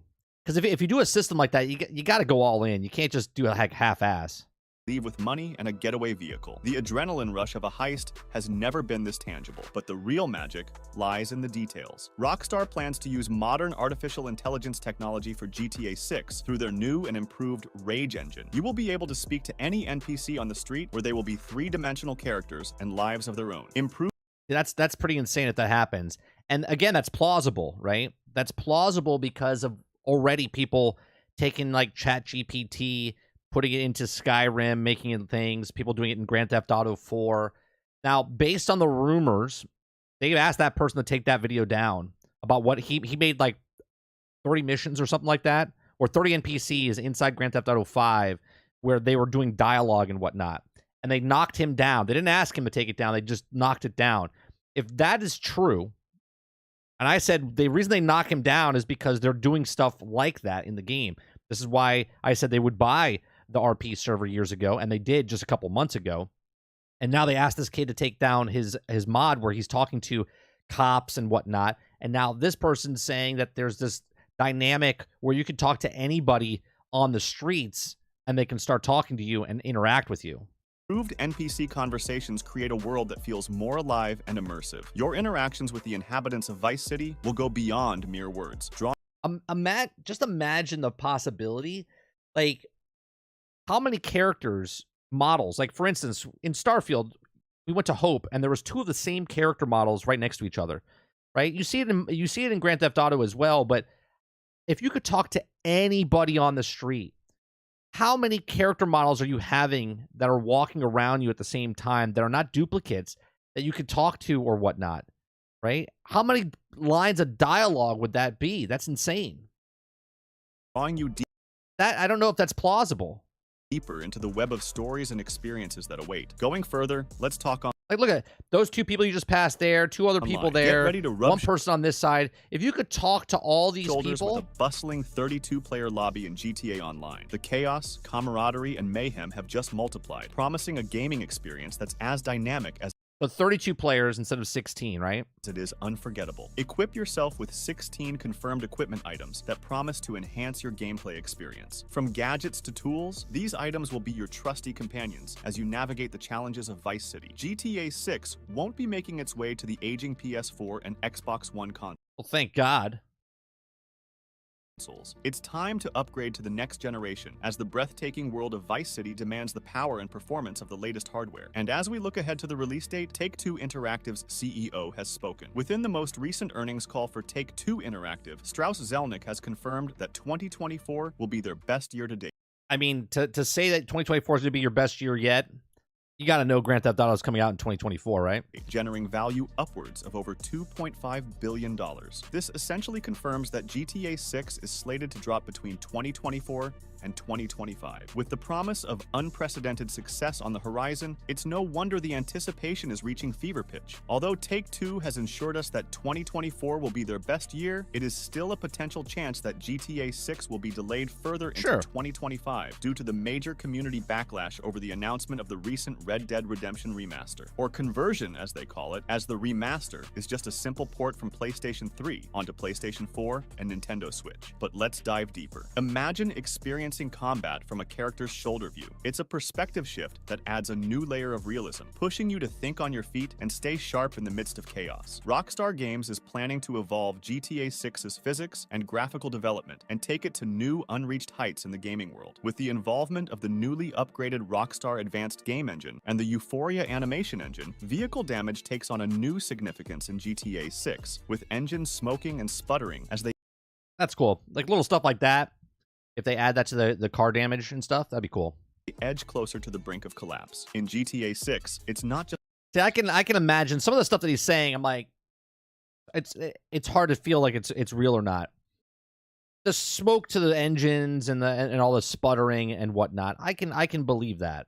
Just about aesthetics. It's about survival. If you guys don't know, GTA 5 does not have dedicated servers, which has led to a lot of issues with hackers and modders, and you would expect Rockstar Games to learn from these mistakes in GTA 6. Well, recent leaks have surfaced at the fact that GTA 6 won't come with dedicated servers. Why would they? Why would they? If it's not broke, don't fix it. And even though people are coming in and messing it up, it's not broke. They're making hundreds of millions of dollars from online. For its online mode, a decision that's sure to spark discussions in the gaming community. The map of GTA 6 is reported to be an expansive masterpiece, combining the size of the RDR. Combining these two, that'd be gigantic. 2 and GTA 5 maps, with iconic locations like Cottonmouth, Carcer City, Liberty State, and more on the horizon. It's a playground that promises to grow and evolve over time. And as we wind down this journey, let's pay homage to classic pastimes. Bowling, tennis, cinemas, and golf take on a new life in GTA. This is not Grand Theft Auto 6. This is the next meta. This is going to be the next meta. They're going to take all these things from everything they've learned from all of the Grand Theft Autos and put them together. And every online will just expand more, right? They'll add like Liberty City, they'll add San Andreas. GTA 6, offering experiences that are more immersive and engaging than ever before. So get ready to tee off, serve up, and strike out as you explore Vice City's leisurely delights. Imagine a GTA where loading times become a thing of the past. Yes, you heard it right. Rockstar is on a mission to supercharge realism, and they're doing it by slashing loading times for interiors. No more waiting when you step into a building. It's seamless immersion all the way, and that's a bold claim. That's a bold claim. Not all. You're about to explore an expansive world where every building is your playground. No more pesky loading screens when you step into a place. It's true freedom, a key feature GTA has been craving. Get ready to embrace Mother Nature in all her glory. GTA 6 is setting its sights on dynamic weather systems that change. Dynamic weather. They had dynamic weather already in the games. Well, not dynamic, but they had weather. They had the bad storms and the rain and whatnot. Change based on in-game time and location. No more magically consistent weather across the map. Picture this: hurricanes and tornadoes shaking up the city, impacting gameplay and turning the realism up several notches. I mean, I guess that'd be cool.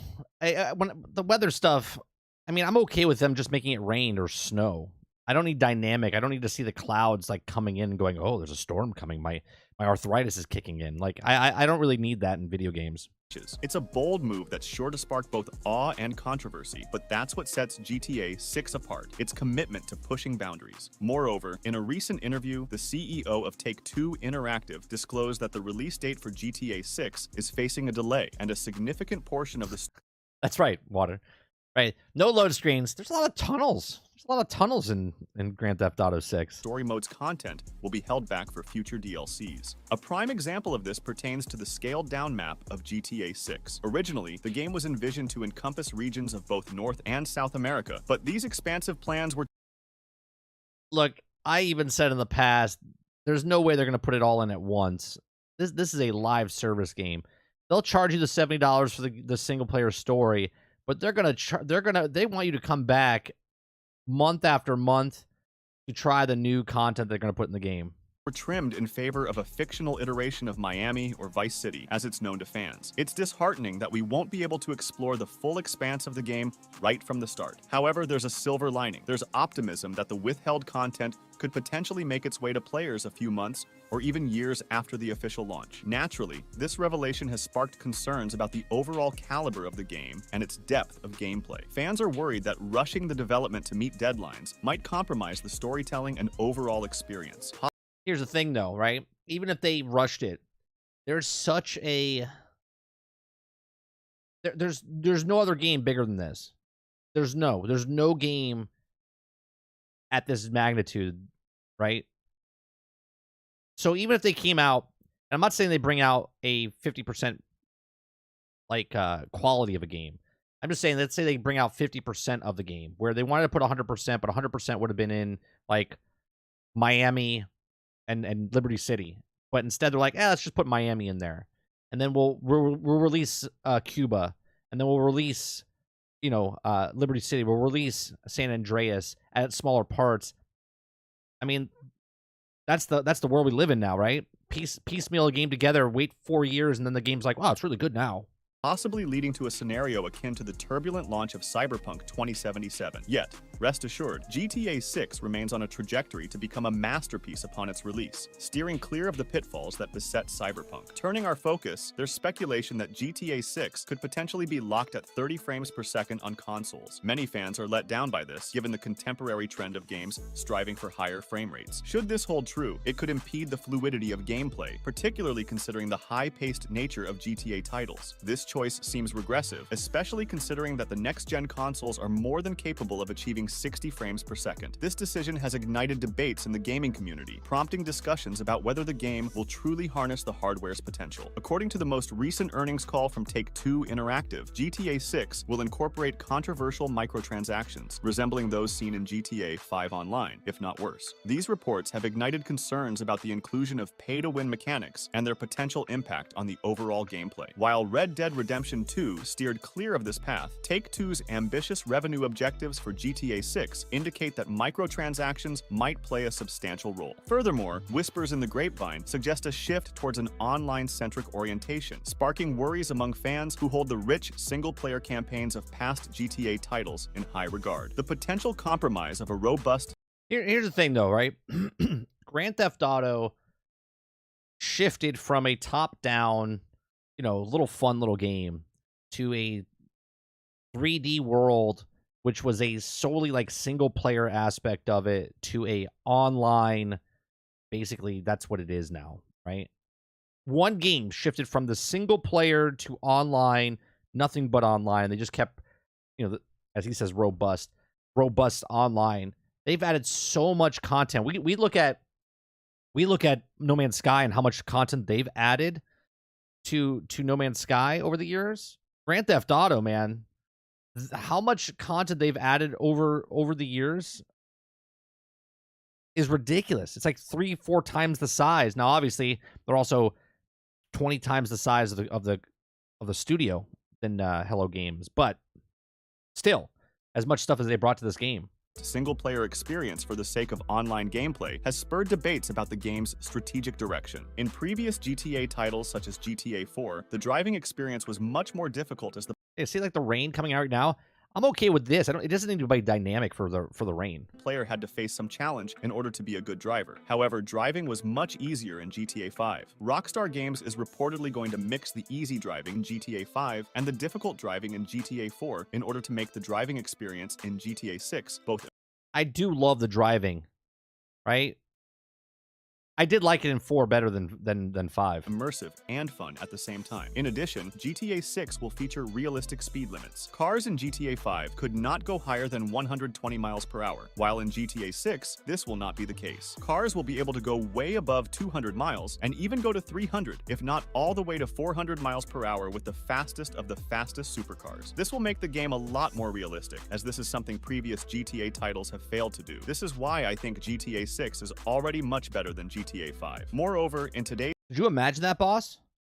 Could you imagine if they could take what they do in a standalone racing game and they put that amount of detail into just their cars in this game? Today's gaming landscape, sustaining a game's popularity over time is a formidable challenge. Often, the initial buzz surrounding a game dwindles rapidly. GTA 6, however, is charting a course by releasing content incrementally, which could counteract this trend, maintaining player engagement through the allure of ongoing updates. This approach aims to avert the predicament of players losing interest after completing the story mode, a concern GTA 5 grappled with due to its emphasis on online gameplay. In GTA 6, you will have to go to the gym and train your character.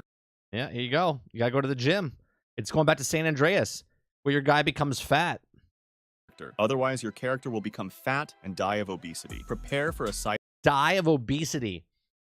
seismic revelation. Rockstar Games has officially acquired CFX-RE, the entity behind cherished Rockstar role-playing servers such as 5M and RedM. This acquisition heralds a groundbreaking shift. GTA 6's online component will feature an integrated role-play mechanic. That's right, no more hassle of downloading third-party apps.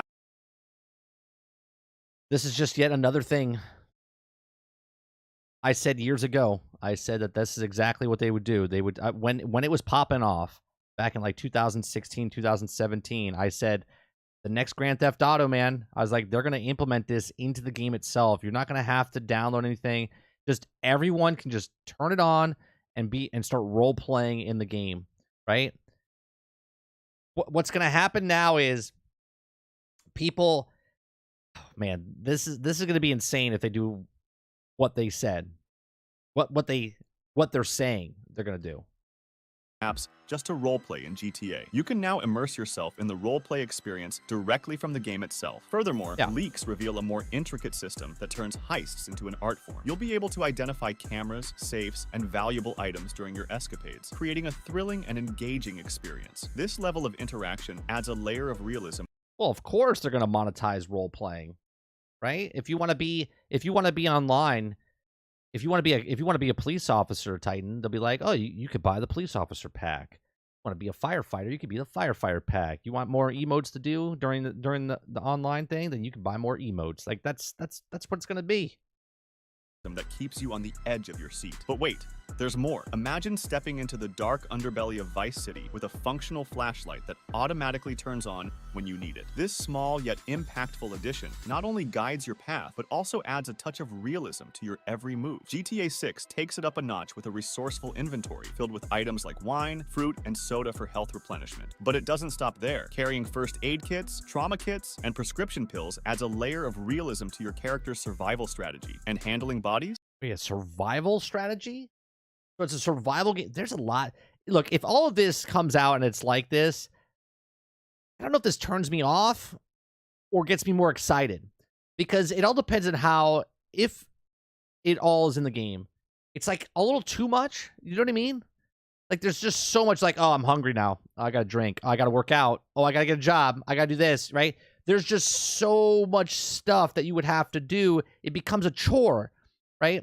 It's like you're sitting in front of your computer instead of, you're like, I gotta go brush my teeth. I gotta go eat. If I don't eat, my guy's gonna starve to death. And if I eat too much, he's gonna get a heart attack.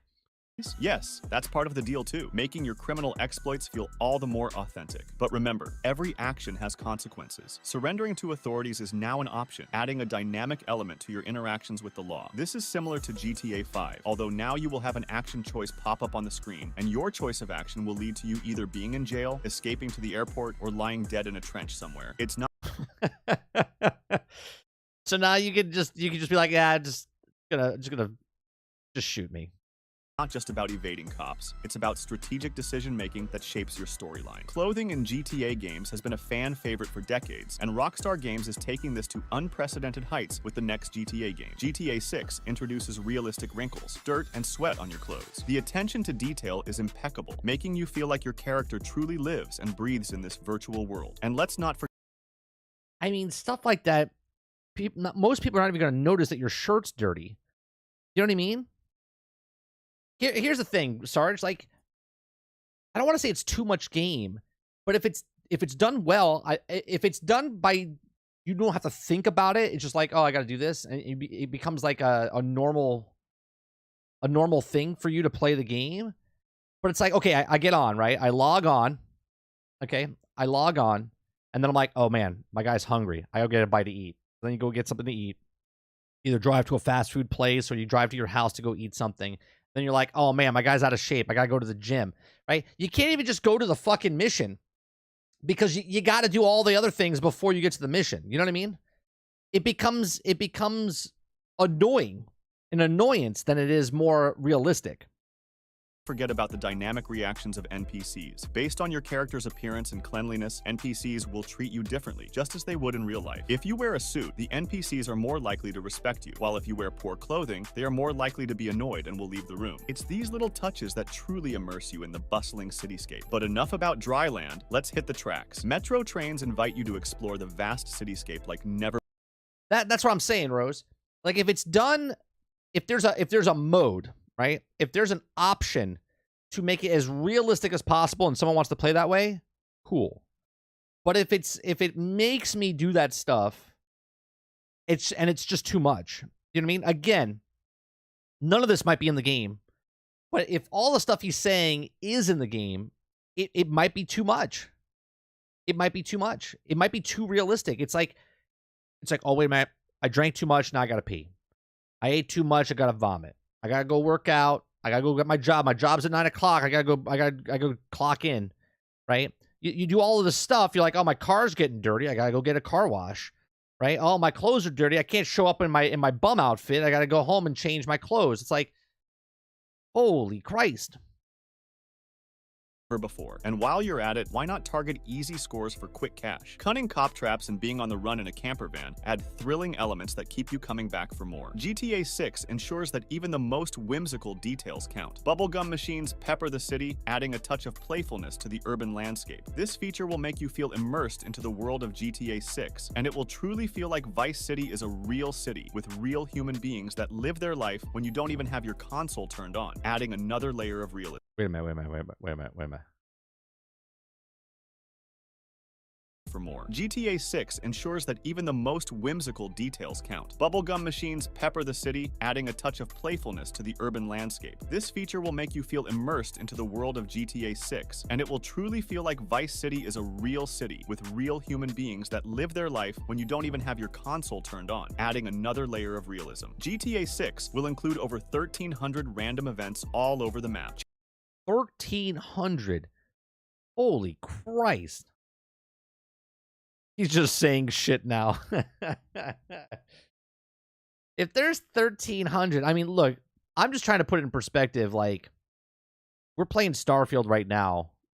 We got like 150, 160 hours. No, we're at 6. Hold on, we're at 6. We're at 6 days. Yeah, we're at 156 hours right now. 156 hours right now in Starfield, and I still have lots to do. That's nowhere close to 1,300 events.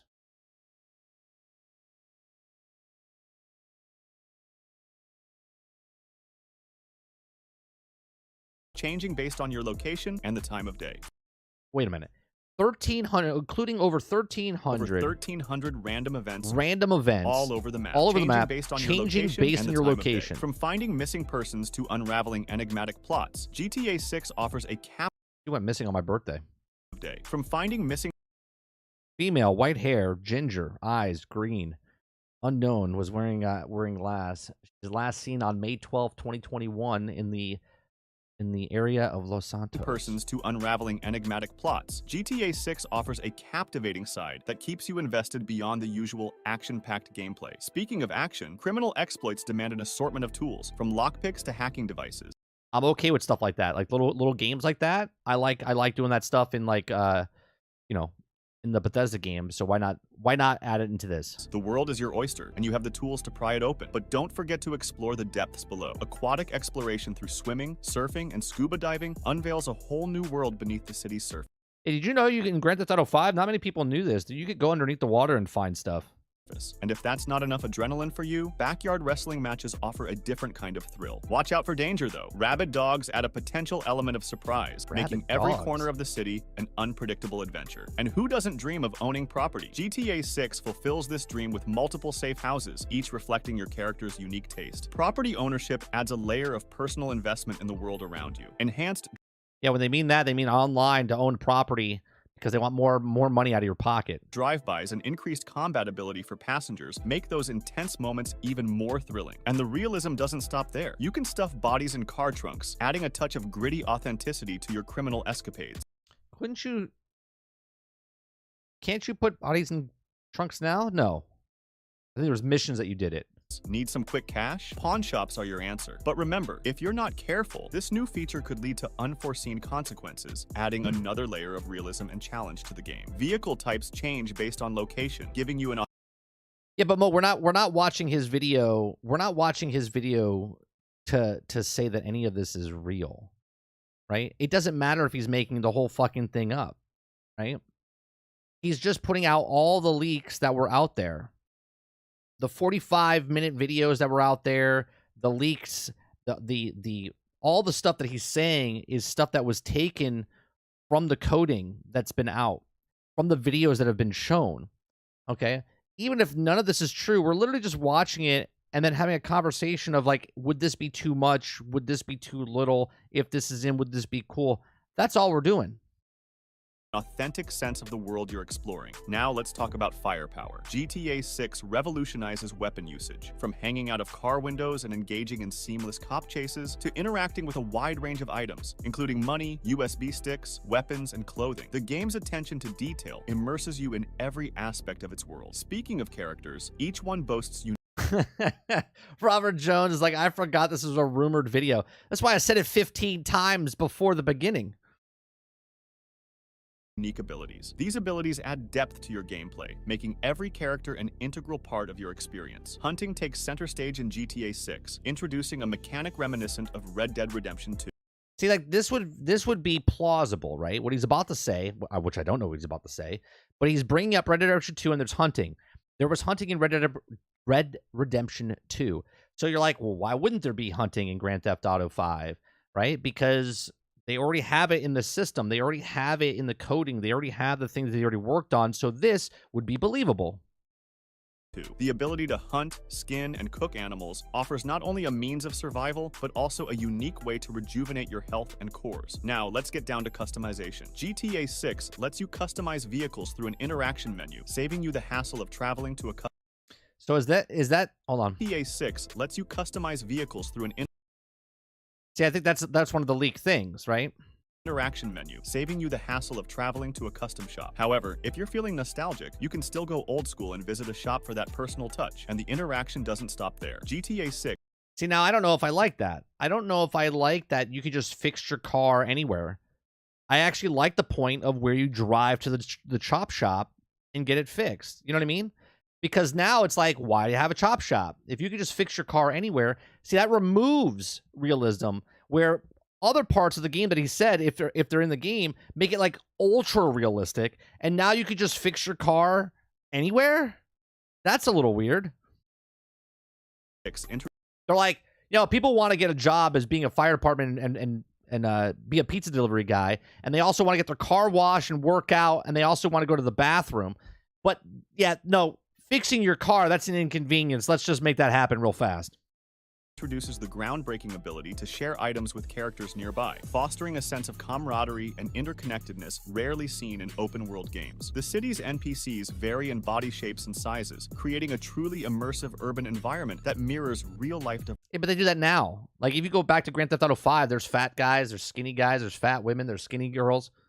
But don't get too comfortable during your heists. A timer for police response keeps you on your toes, urging you to time your exits perfectly. These small touches add a sense of urgency and reality to your... Yeah, I'm okay with that if they put a timer.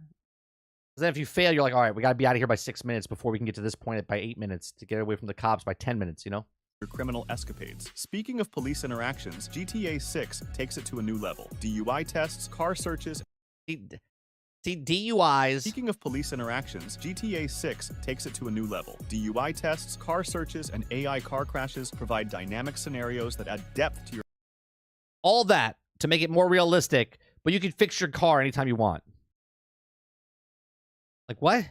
encounters with law enforcement. Now let's talk about potential side businesses and stores. GTA 6 expands the game world by including drug trafficking as a side business, further immersing you in the seedy underbelly of Vice City. But be warned, witnesses matter. Eliminating them before they report your crimes to the police adds another layer of strategy.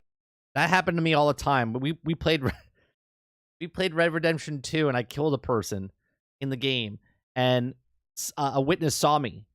So then I killed that person, and then another person saw me. I ended up with like 8 bodies that I had to take and hide before, because every time I was trying to remove one, someone else saw it, right? And then they were now a witness, and I was like, oh my God. So that's plausible, right? Strategy and realism to your criminal activities. And when it comes to realism, GTA 6 goes the extra mile. Shop hours vary based on the time of day, adding an extra touch of authenticity to the game world. But the realism doesn't stop at shop hours. Yeah, I went from murdering a guy because of whatever reason to being a serial killer because of witnesses. Characters have personal dislikes and daily mood variations, giving them a depth rarely seen in open-world games. Their purchasing choices reflect their personalities, making every interaction a unique experience that adds depth to the city's lifelike atmosphere. In the world of GTA 6, even mundane activities have consequences. The sleep option during transport seems harmless, but who's stopping at a DUI checkpoint? Maybe it's part of the story. Maybe in one of the stories, you have to go through a checkpoint and you got to calm the people down in the car or something, or you have to maybe do a test. I don't know. Comes with risks. Sleep with caution, as getting robbed during your nap is a very real danger. Dates aren't just about appearance. They involve activities, attire, and behavior preferences. Yeah, right, boss? Yeah, why was there 30 people at 2 a.m. in the morning? That's exactly right. And they actually did a good job though in Red Dead though. Like in the evening, it would be less people on the city, but there were still people. This attention to detail makes every date a truly immersive experience. Realism shines even in physical exertion. A visible sweat mechanic Yeah, there you go, Titan. The DUI section's the load screen. reflects your character's effort and stress levels, making your every move tunnels and DUI checkpoints is what the load screen is. Tangible and real. And when you're at the airport, expect an immersive security experience that affects your actions and behavior, just as it would in real life. Moreover, flying inside commercial planes with interiors adds a new level of realism to your travels. Private jets take your travel experiences to new heights, while the option to employ household staff adds a touch of luxury and immersion to your in-game life. But the adventure doesn't end with the main game. Rockstar plans 2 single-player DLCs, expanding the story. Shut up. Now, this is the most unbelievable thing that he said throughout all the stuff that he's talked about in this entire video of 25 minutes. Okay. The one thing I truly don't believe is this right here. But the adventure doesn't end with the main game. Rockstar plans 2 single-player DLCs. DLCs. There's no way they come out with 2 paid DLCs. I don't believe it. It's unbelievable if they do it. There's no way.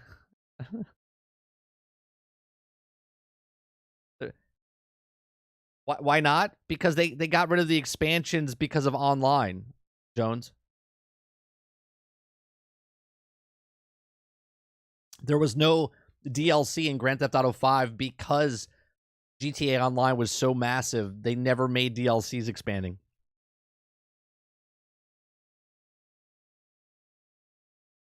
Expanding the story post-launch and giving players even more. I mean, I would love DLC. I love DLC for games, right? I'm happy to pay for good DLC, okay? One of my favorite DLCs of all time was the one from Red Dead Redemption 1. To explore. Exciting world events are also on the horizon. Leaks suggest a winged suit accident, hinting at wingsuits in GTA 6. Imagine soaring over Vice City, adding an exhilarating layer to your adventures. I don't need a wingsuit in Grand Theft Auto. There's a wingsuit in Spider-Man. But let's not forget about character switching. GTA 6 introduces instant character switching without loading delays. This seamless transition between protagonists keeps the action flowing, ensuring your engagement never wanes. And that's not all. Inventory management gets a facelift too. With improved layout and separate categories, tracking your equipment, weapons, and gear has never been easier. This intuitive design keeps you in the game and minimizes distractions. Water mechanics also receive a boost. GTA 6 boasts a team of 30 engineers dedicated to crafting realistic water physics. Surfing, swimming, and scuba diving. 30 engineers made the water physics.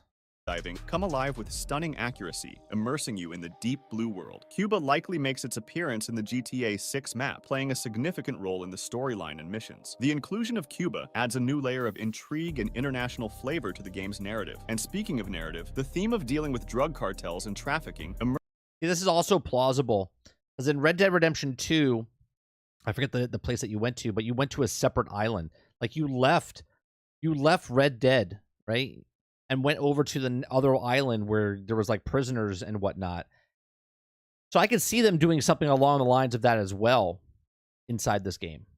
Emerges due to Cuba's presence. This gritty narrative element adds depth to the storyline, making every mission feel like a crucial part of the world you inhabit. And let's not forget where it all begins. GTA 6's initial mission involves robbing a diner, reminiscent of GTA 5's iconic bank heist start. This nod to previous successes creates an instant sense of nostalgia while setting the tone for the upcoming adventure. GTA 6 is a treasure trove of Easter eggs, just waiting to be discovered. These hidden gems add a layer of excitement to your explorations, rewarding your curiosity. Rockstar Games is planning to reveal GTA 6 later in 2023, possibly with the yearly Game Awards happening in November. So make sure to lock your eyes in the calendar and fasten your seatbelts, because the reveal of GTA 6 is very close. That does mark all the recent GTA 6 Yeah, see, so these are all the recent leaks and rumors and whatnot for the game. Now, you could take it what you want. Like I said in the very beginning, I wasn't taking this as evidence of all of the stuff coming to GTA 6. I was putting this out there to listen to what he's saying because there were so many leaks about Grand Theft Auto 6. I was just like, I didn't really care to read them. But now all the stuff that is leaked footage, actual documents, codes, all of this stuff, and he basically read all of it. Now, it could be all full of shit just so he can get his clicks, and that's fine. But most of it is pretty believable and plausible. And why? Because they've already done majority of that stuff in Grand Theft Auto 4, Grand Theft Auto 5, Red Dead Redemption 2. They just now up the ante on some of those systems, right? So it doesn't really go, it's unbelievable. Like, a lot of it, now that I heard it, I'm like, that's a little too much, right? It's a little too much.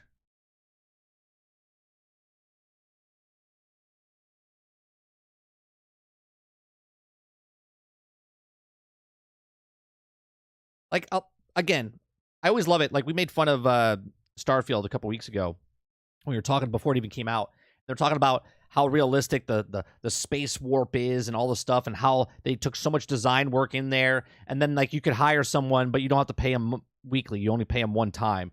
And we just laughed about it. It's like there's so much realism that goes into certain aspects of a game, and then something else is just like, it is what it is, right? So as they're saying that you're going to do all of these things, it's going to be super realism. You're going to get fat. You could die of a heart attack. You have to eat. You have to drink. You have to do all these other things.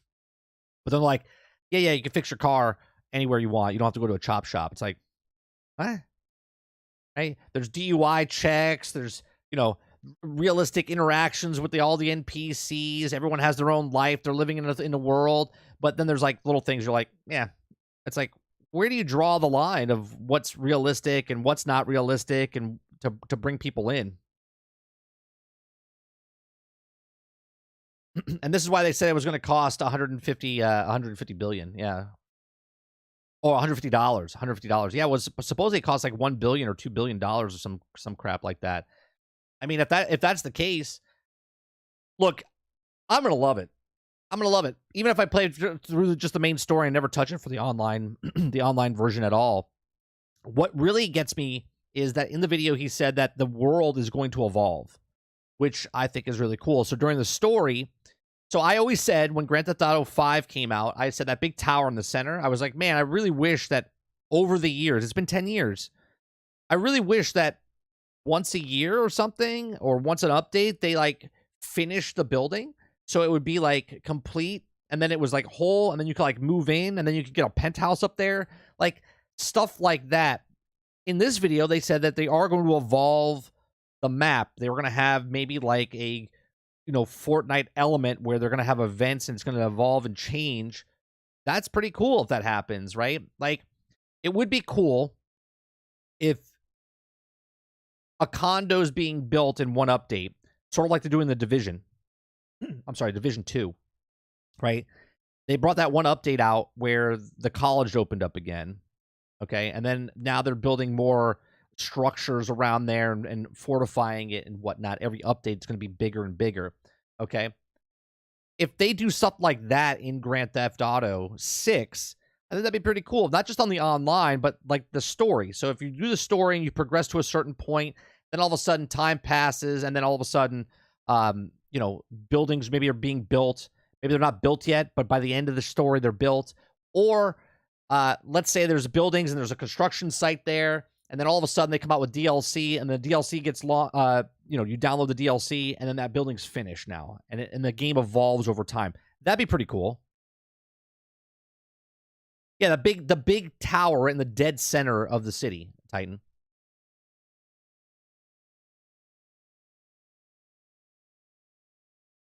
I wonder if GTA 6 would have making your own guns from scratch. That's interesting to see. I mean, like Titan says, you can polish the guns in Red. I love Red Dead Redemption 2. It's a phenomenal game. You draw the line, then you do a line. And then you cross the line, and then you do another line. Good on, Charles. Hope they make it immersive as Night City is in Cyberpunk. I mean, I haven't played Night City. I haven't played Cyberpunk, Charles, so I don't know how in depth that is.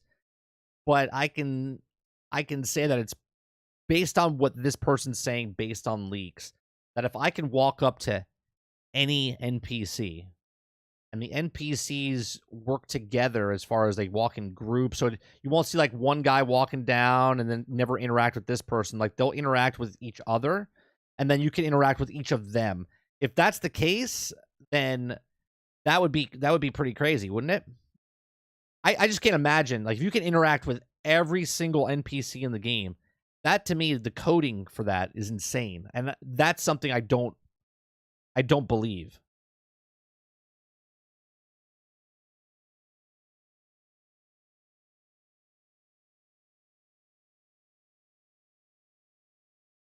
It's so excellent now. Is it excellent? Are you talking about the 2.0 update, or are you talking about the DLC, or both?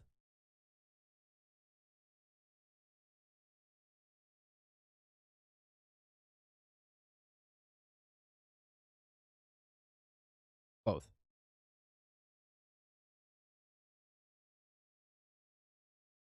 Yeah, that's crazy. The amount of stuff, and again, I don't know if, out of all the stuff that he said, what's real and what's fake. A lot of it's plausible, though. A lot of it's plausible.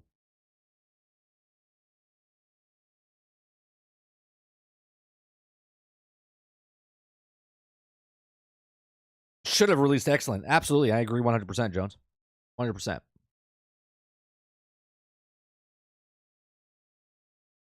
Cyberpunk's a 10 out of 10 now. But Charles, didn't you say in the very beginning, didn't you play it in the very beginning, and you also said it was a 10 out of 10?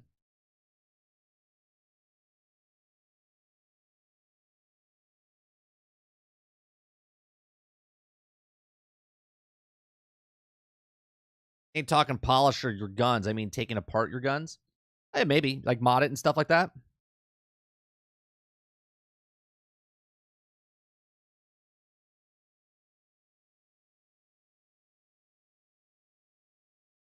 Should have bought it when the price dipped.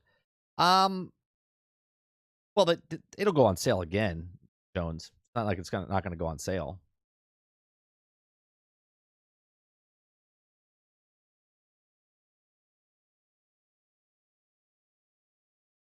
Yeah, but the statement you're saying, Charles, saying now it's a 10 out of 10. You said Cyberpunk's a 10 out of 10 now, but you said it was a 10 out of 10 before. So you putting the now part at the end of 10 out of 10 means it wasn't a 10 out of 10 originally, but you said it was a 10 out of 10.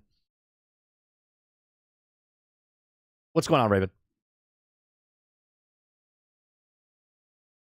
I just want to know where your scale is. If it was a 10 out of 10 before, but then it wasn't a 10 out of 10, and now it is a 10 out of 10, how does that work? You should have said Cyberpunk is still a 10 out of 10. Hello, what have we here?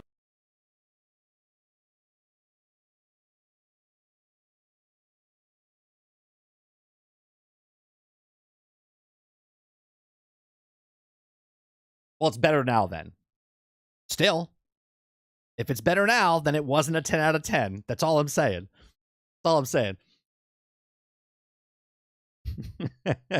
I'm just messing with you. It's just funny. You're like, it's a 10 out of 10 now. Like, wait a minute. Didn't you? Because I remember you were very excited about Cyberpunk when it first came out. Yeah.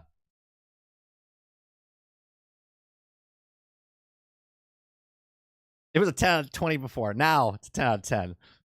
Yeah.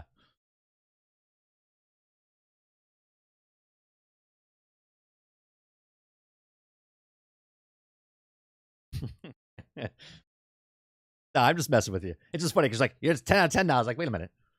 I know for a fact you were really excited about Cyberpunk when it first came out. Yeah. Yeah, I'm from the camp of, because it came out, and look, I didn't have PC, right? Or I didn't buy it for PC. I didn't buy it at all. Brain gifted it to me a short time after. I didn't want to play it because they said that the game wasn't going to come out incomplete or broke or buggy, because they were making fun of Fallout 76. They were making fun of the other games that came out broke and buggy.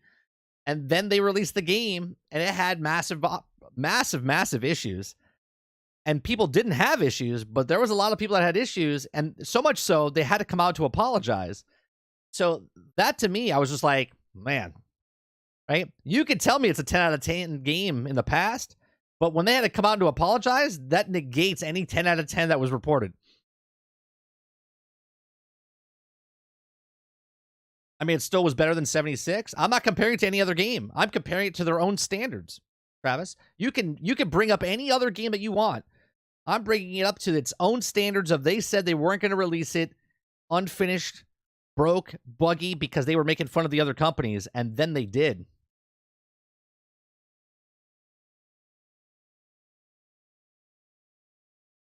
Right? So it doesn't matter to me that the game is better now because they burnt that bridge with me. You straight up lied.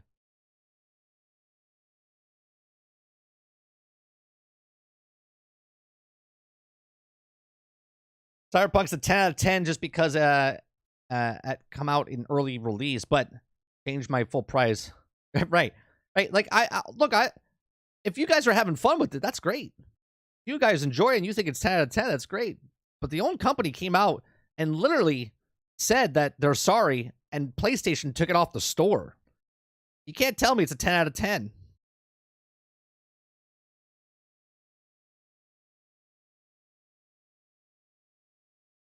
Should have been current only. Said that long ago. Years ago, I said, do not buy it on the old system. I'm not even talking about the old system, though.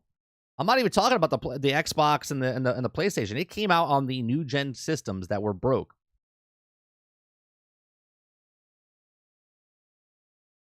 And remember this. Cyberpunk was supposed to originally only come out for the last gen systems, and then the new systems came out, and then they pushed it over to the next one, and then it didn't even run in the old one. That's pretty hilarious. Like, that game was supposed to be out on the Xbox One and PlayStation 4, and that was the last generation. They postponed that game to get to the next generation. Well, people will forget that. I agree. They shouldn't. Any game going forward now, we're 3 years into the next gen, right? I think next gen games should not be making systems for the old system, right? And then there's a whole nother conversation with the parity of what Xbox is doing with the Xbox Series S and X, right? I think if it runs at 60 frames per second on the X, let it run 60 frames. And if it only runs 30 frames per second on the S, let it run 30 frames per second on the S. But to bring down the X to make it look like it's the S, that to me is bad.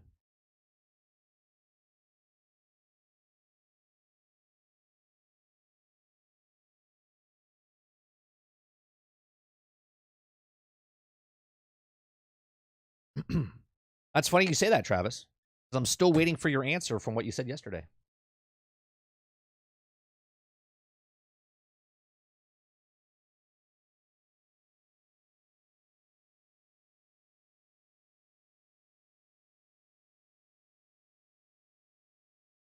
About? Well, I don't want to bring it up on stream, but you know. The whole Baldur's Gate 3 stuff with Xbox is so dumb. Yeah, you're talking about the parity, about the split screen, Charles?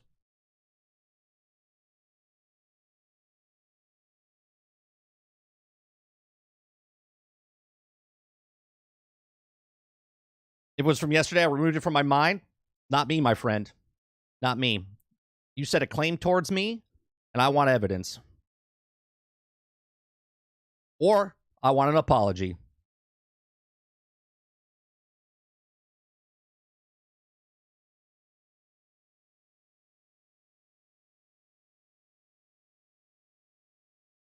To me, it's just a fix the game. They do deserve a pat on the back from me. Sure. Like they fixed their game. So did Battlefield 2042.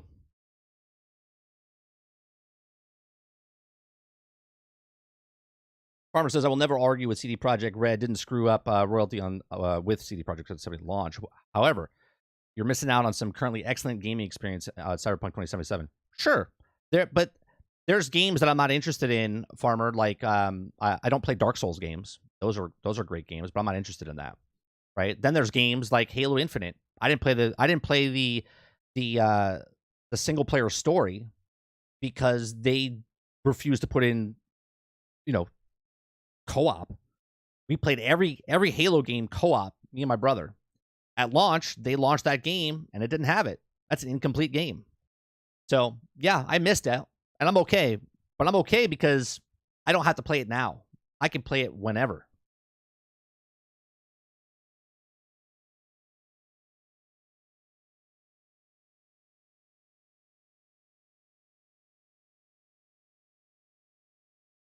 Yeah, just put it out on the Series X and forget the S. Yeah, I'm okay if they put it out for the S and X, but don't hold back the X to make it exactly run the same on the S, right? I can't imagine someone paying $500 and $300 and expecting the exact same thing of quality. Like, you're still getting the game, right? So if you get the game, you get the game. But if your system can only, like, I have a computer, you have a computer. If you paid more money for your computer, you have a better graphics card, you have more RAM, meaning your graphics would run better for that game. So what's the difference if between the X and the S? If I put more money into the plastic box, then my plastic box should be able to run the 60 frames per second. I shouldn't be punished because the other lower box can't run it at 60 frames. They're like, well, we want everyone to have the exact same experience. Well, then you better take $200 off the Series X.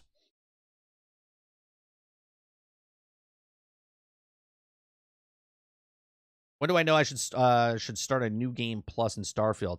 I don't want to answer that question because I can't. And if someone answers that question, be very careful you don't ruin anything for anybody else in Starfield. That's all I'm saying. You want to do a direct message into Discord if someone has an answer for him?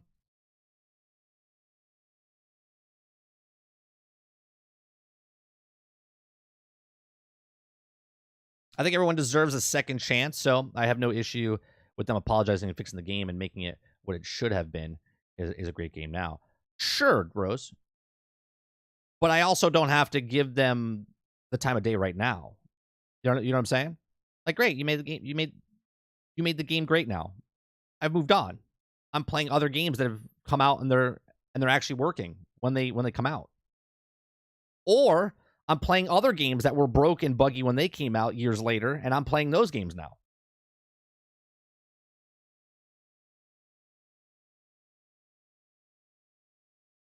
I agree, Charles. I'm upset as an Xbox owner, as an Xbox X owner, that I'm being punished because the other people bought a cheaper box. 100%.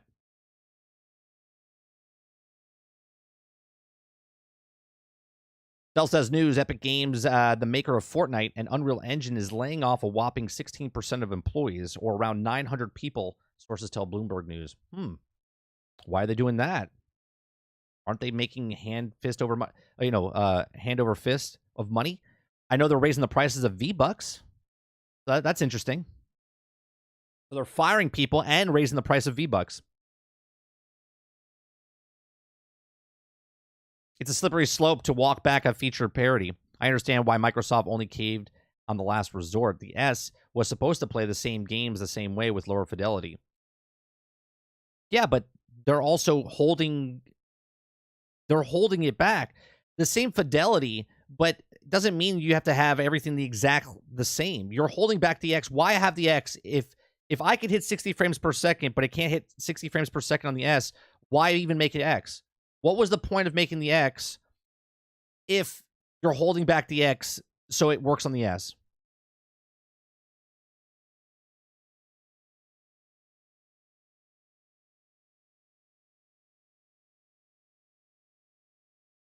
Do you think 76 would be more popular if it didn't have all the survival crap be mandatory? No, I think Fallout 76 would have been more popular if it didn't come out broken, buggy, and unfinished like it did at launch. I don't think the survival has anything to do with it. Not Six trying to say anything, but Jim Ryan retiring comes close to after he failed block Activision and Microsoft merger. I mean, it is weird timing. We talked about it earlier, Dupless. We talked about it earlier. It's a weird timing, but I think it is what it is until we know otherwise.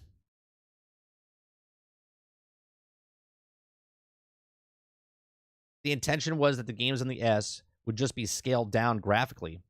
Now, in the hindsight, Microsoft just realizing that the co-op has an issue with limited memory on the S.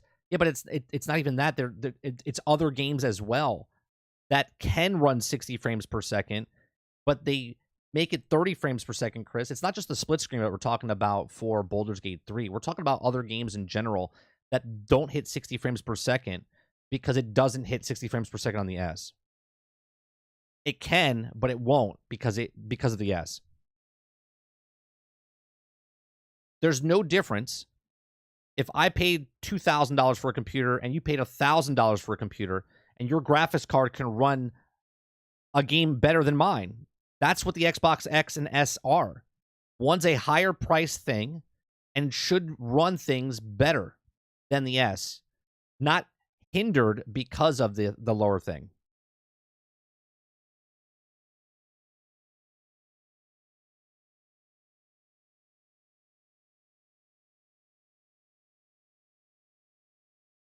How about you guys keep track on when they fire or let go of people, and then we can stop praising these companies for entertaining you so well.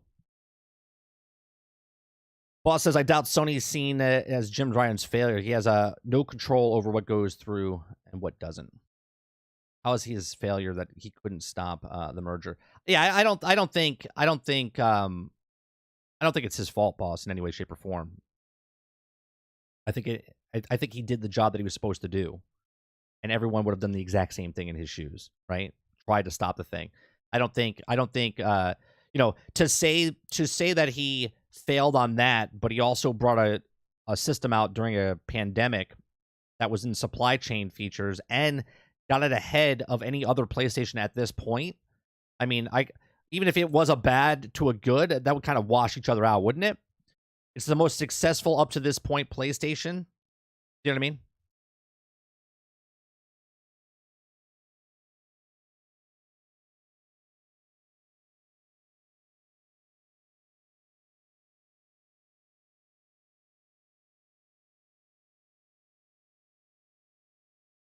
I enjoy the game. I don't care for the checking water, food, and sleep stuff. I need games to be the same as real life. The game is escape life, not mirror it. Yeah, but they made that game to be that. That's a survival game. Literally a survival game. Grand Theft Auto is not a survival game, right?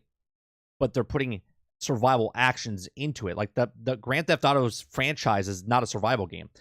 Fallout wasn't a survival game to the point it was, but 76 was a survival game. It's an Ark. It's Atlas. It's a Conan. That's what Fallout 76 is.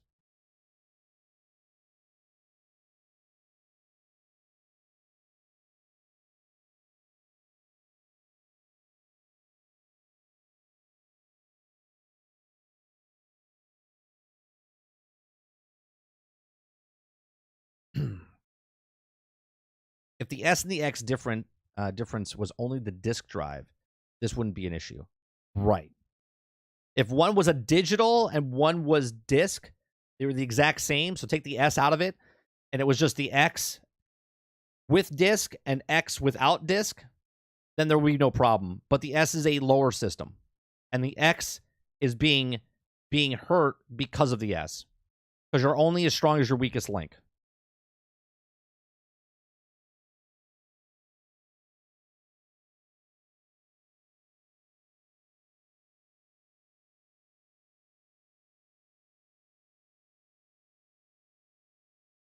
Lono better eat buckets of crow. He swore, ranting and raving, that the Series S wouldn't hinder the Series X development. What do you mean? He said that they was holding it back.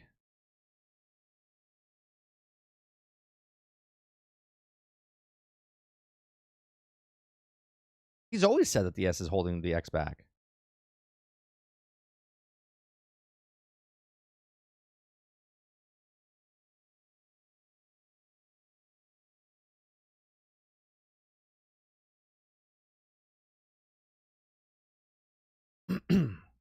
When did he say that the S wasn't holding it back? He's said multiple times that the S is the problem.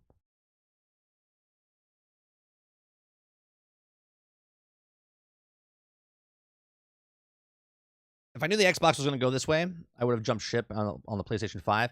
Well, yeah, I mean, in hindsight, obviously, none of us could tell the future, you know.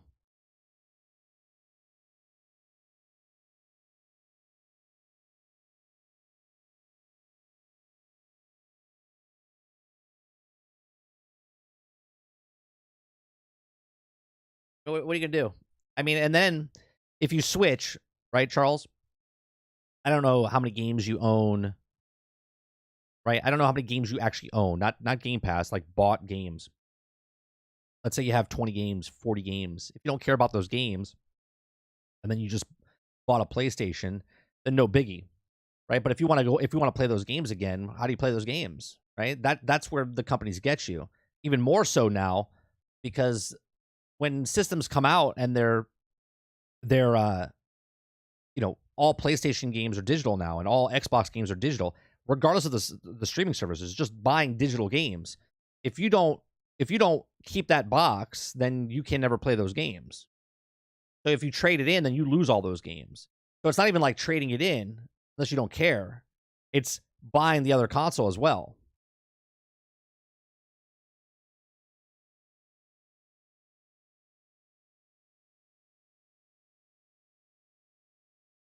I'm a Series S owner, and it's never bothered me. Twisted, that's because you don't have an X and an S. See, I have an X and I have an S. Okay. My son, I gave the S because I was like, oh, it's. I know what he's buying, right? I know that he can't put anything in that box. It's all in. It is what it is. I have no problem with the S, right? The S runs games fine if you don't know any better. Okay. But if I run Flight Sim on my X and I run Flight Sim on the S, obviously you can compare them. You know a difference. Okay, there's no difference with them, right? It crashes more on the S. It's better graphics on the X. Okay, because of what it is, more power, which it should be. But if you don't know about the X and you just have the S, then you would be fine, right? It's like if you watch a 1080p television and didn't know about 4K, you're like, 1080p looks fine. Right? I have no issues with 1080p. But then you have a 4K TV next to a 1080p. You're like, man, that doesn't look very good. And if you have an S, you don't care. But if you paid $200 extra to get the X, and you're not getting the games that at the quality that they should be because of the S, then you would get. I mean, with anything, if I paid, whatever, if I paid $50 for something and you paid $10 for something, the quality of the $50 thing should be better than the thing that's $10.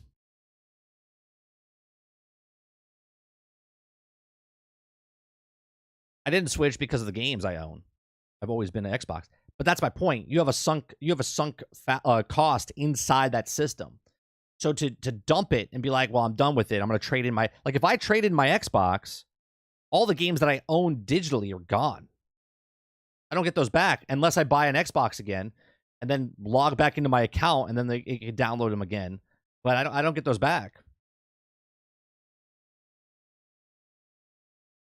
This is why Phil Spencer said months and months ago that no one's going to trade in their Xbox or their PlayStation for an Xbox, right? He's like, this is why, like, when it's taken out of context when he says, good games are not going to switch people over from consoles. They're not, because the people that own a PlayStation have all their games, if it's physical or digital, and they have all their games. So why would they trade their PlayStation in if they're all the games are digital to go get an Xbox? They would have to buy all those games again, unless all those games that they're playing are over on Game Pass. Yeah, I saw that, Dupless. I saw that.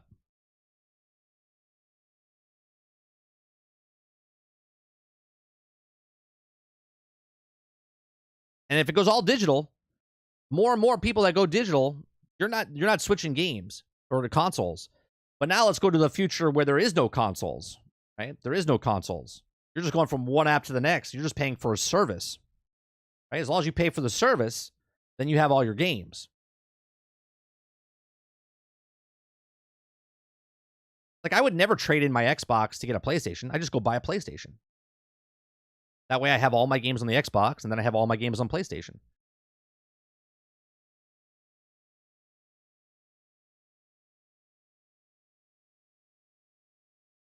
I'm not a big sports, like motorsports guy. My son's excited. I'll play it. But I'm not excited for it.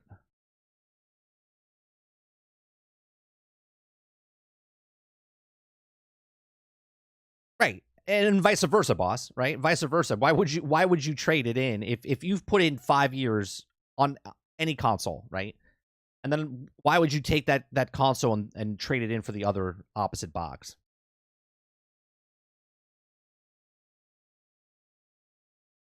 Yeah. And that's the sunk cost fallacy, you know, the scared, the fear of you put all this money into it and you're not going to get anything out, right? This is why people just on computers with Steam, they have all their games on Steam. They don't want to go to Epic. They don't want to have manage their two things. They just have all their stuff on Steam.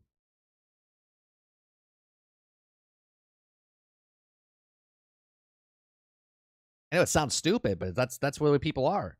But this is why we had the conversation yesterday. I have a bookshelf, right, of just games, right? I have drawers full of games. I have my old systems. I could take that out, put it in, right? Imagine in today's age, I'm going to trade in my Xbox. I'm going to shove all of these games that I have on my bookshelf and throw them in a box and bring them to GameStop and say, I would like to give you all of this for a system with no games on it. Let me know how much that's going to cost. And they're like, okay, here, you can get this game and the system, and it'll be $500 or $620, whatever it is. I just lost 400 games, right, to get one game on the new system. That's not going to happen.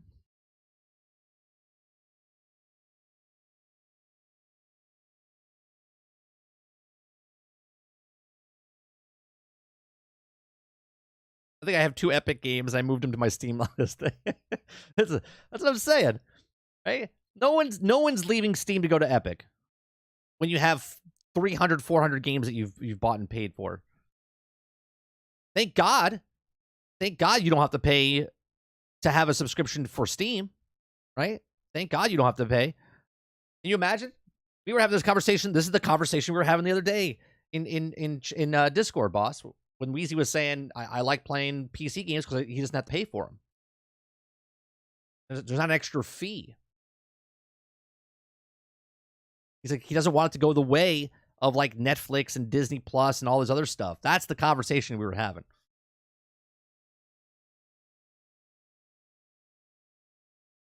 And the conversation I was having was saying that all the games are going to go digital. They're all going to go that route. Doesn't matter if it's Game Pass or PS Plus. It's just all going to go digital. And all those companies, Amazon, Google, Apple, PlayStation, they're all going to go digital.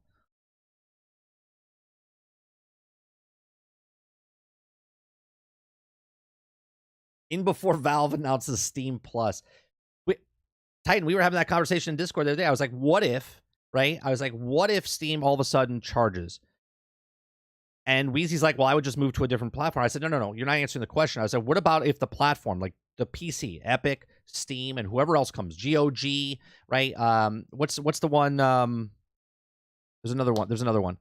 Anyway, all the companies do exactly what the streaming services are doing, where all of a sudden they start charging a fee, right? Now you have 2 games over here that are exclusive, right? And then you paid for those games. And if you stop paying, then you lose those games. Then you have games over here that are exclusive. And then, you know, like if you want to watch certain shows, you got to go to Disney Plus. If you want to watch certain shows, you got to go to Netflix. You want to show certain shows, you got to go to Amazon Plus. And you got to pay for this, and you got to pay for that, and you got to pay for this. Now you're taking certain games, right? Now let's take the future where all of a sudden Amazon gets exclusives, and that game's only on Amazon. And then Netflix is in the gaming industry now, and their game is only on Netflix. And then Apple's like, well, you can only get these games only on Apple, right? And you're like, oh man, that's a really good game, and now you got to go pay for that. Then you got to go pay for Netflix to go play those games. And you got to go pay for this. What happens then? What happens to does the gamer that's just a PC gamer, now that they're tossed into the mix where they have to pick a service to play their games, are they going to pay for it? Because gamers are by nature are just addicted personalities. Like, we like playing certain games, you like certain IPs, this is why you drift towards them, right? What happens to the gaming industry if they all do it? Are you going to stop playing? Am I going to stop playing? I don't know. It all depends on what those prices are.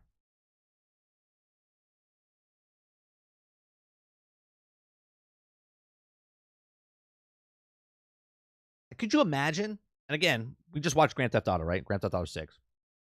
Let's say Amazon comes out. Amazon's got stupid money, right? And they're like, Apple's got stupid money. They're like, yeah, Grand Theft Auto 6 is only on our platform, whatever that platform is, right? Let's say it's Grand Theft Auto 10, whatever it is, okay? They're like, exclusive for 6 months, 9 months, first year, right? And you're like, I want to play that game. Am I going to get Amazon? Am I going to get Amazon for that? Right? They all become console plebs or pirates. Yeah.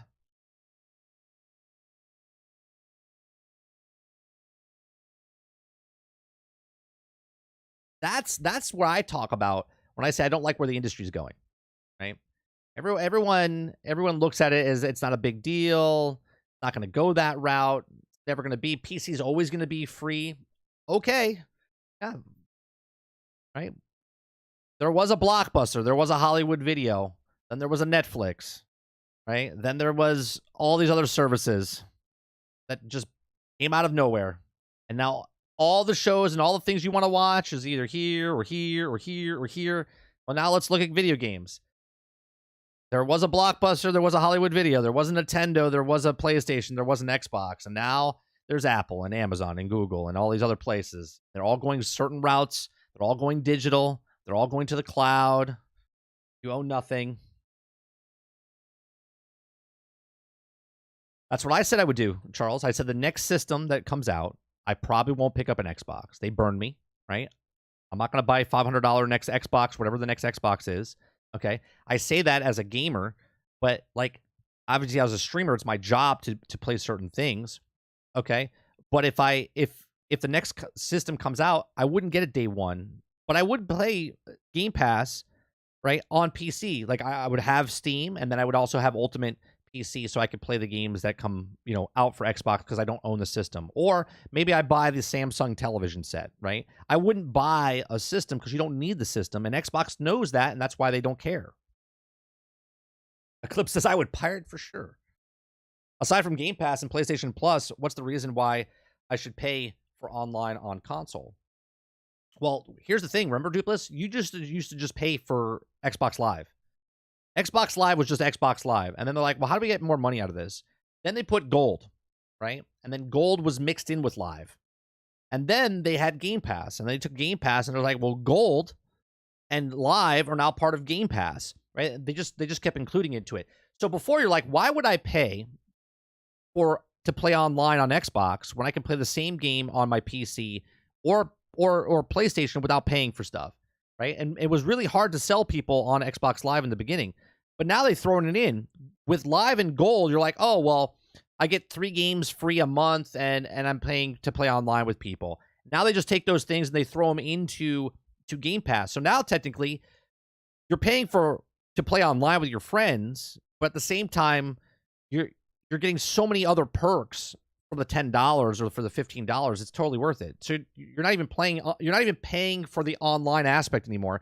You're paying for all the access to the games.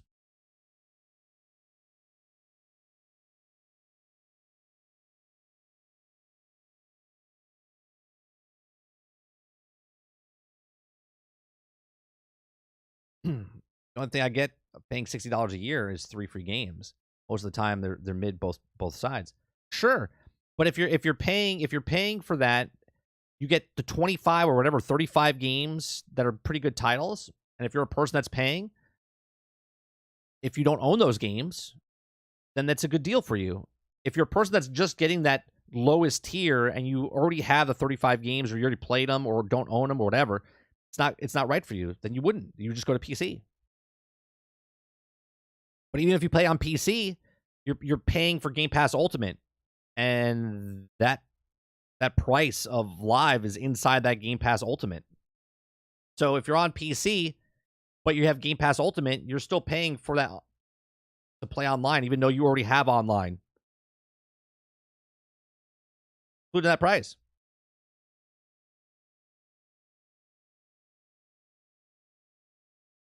Right? What's just PC? Right? Isn't there just a PC, or is it PC Ultimate is the only thing you can get? I don't know. I have Ultimate because I have both Xbox and PC.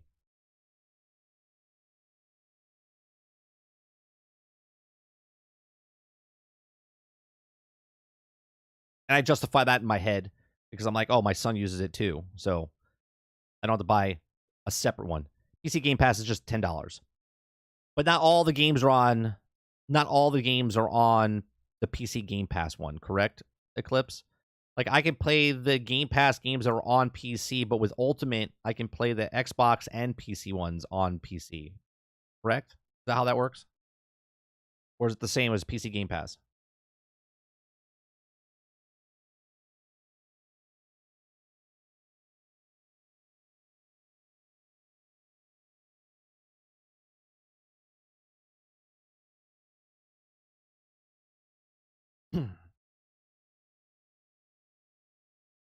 All right, what time is it? 4 till?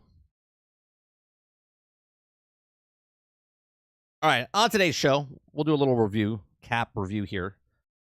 We talked about Jim Ryan retiring from PlayStation.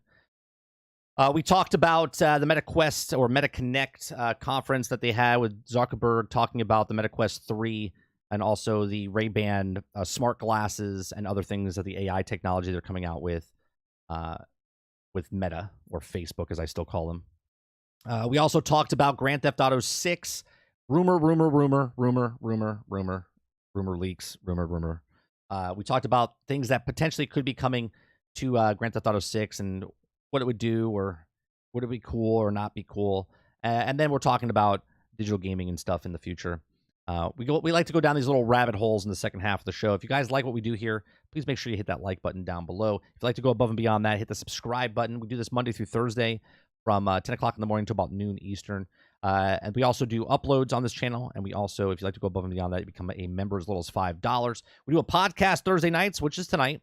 Generation X Gaming, a weekly podcast that goes over a few of the top stories from the past week. We rant along the way. Join me and Sarge, 8 p.m. Eastern, as we go over a few of the top stories. The only thing keeping me from somewhat on Xbox is the achievements. I'd like to unlock them. I honestly don't care about achievements. I looked at it the other day. I think I just broke over 100,000 achievement score. I honestly don't care. I mean, yeah, it's nice to look at and go, well, wait, I need to get to level 50 to get the achievement. But I mean, I look at, again, I'm a bitter old man. I'm like, is that going on my permanent record? Like, am I gonna go down the lane? I'm gonna be 70 years old. I'm gonna have a 200,000 gamer score, and someone's like, "Wow, 200,000, impressive!" Like, no, nobody cares. Nobody cares.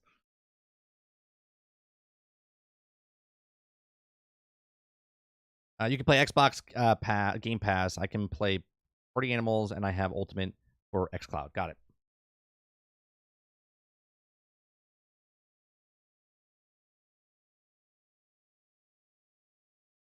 PlayStation has trophies, so why say that for people? Yeah, I don't care about those either. I personally don't care about the trophies and achievements and stuff.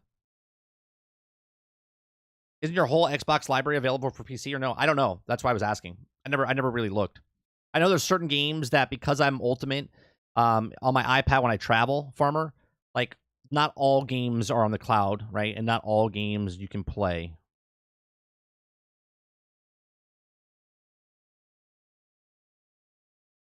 They keep adding more and more to it, but they don't all they're not all there yet.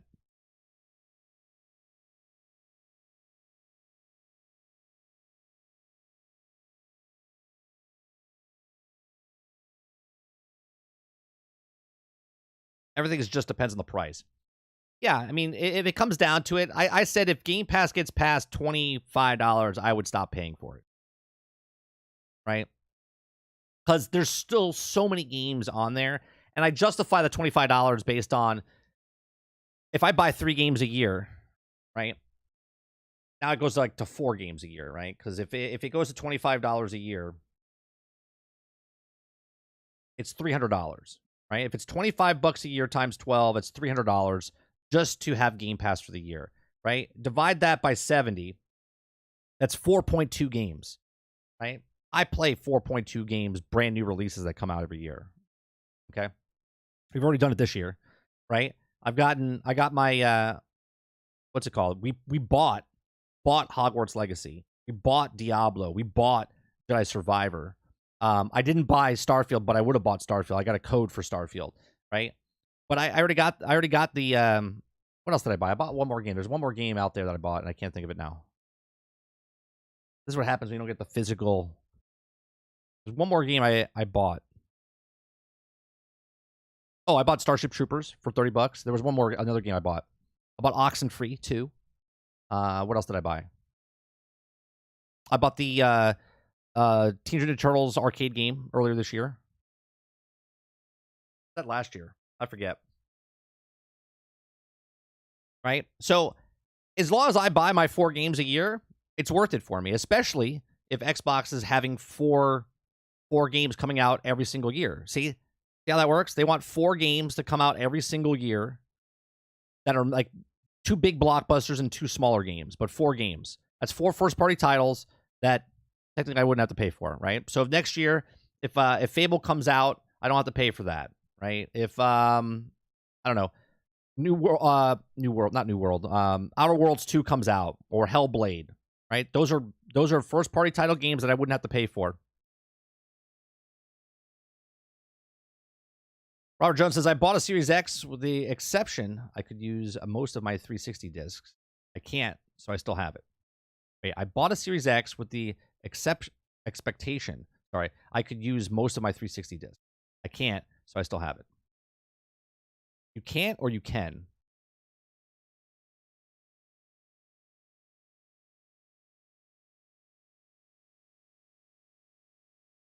I regret buying Diablo. Great game, just not my style.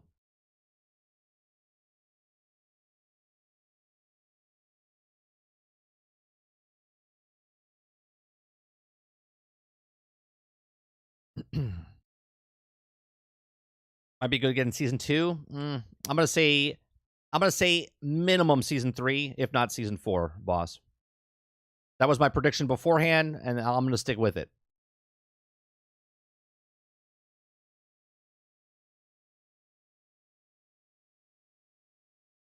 The game is still fundamentally broke. Fundamentally broke because all you're doing is Nightmare Dungeons. That's it. You're just doing Nightmare Dungeons. Once you get to end game, that's all you're doing.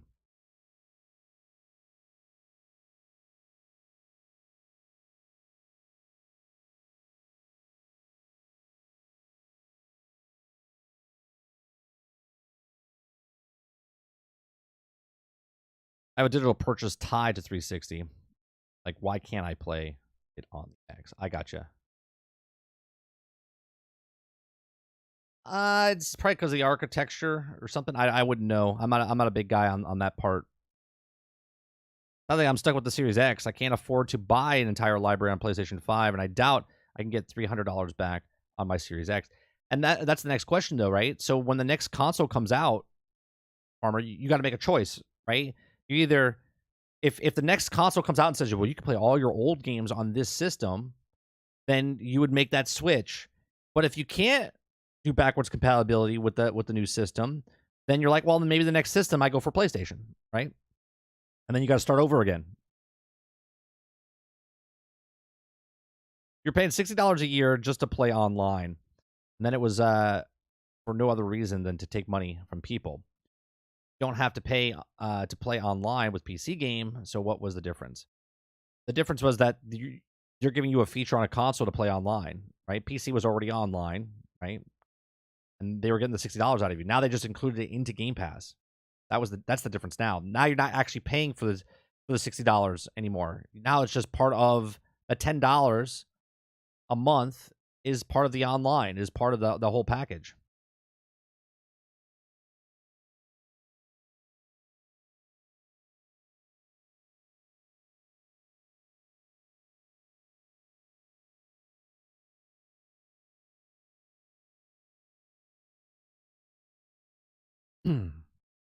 Compatible since they were designed to run on PowerPC architecture, not the x86. There you go.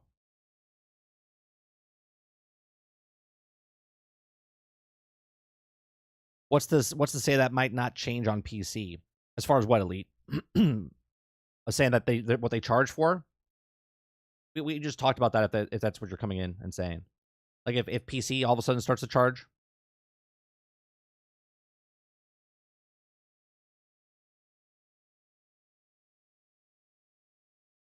There's a lot of games you can play backwards compatibility. Not all games though, and it starts to cut. It starts to cut through. Like there's certain games that I can't play unless I own the disc or the digital. Like if you bought a digital, you can. It's weird.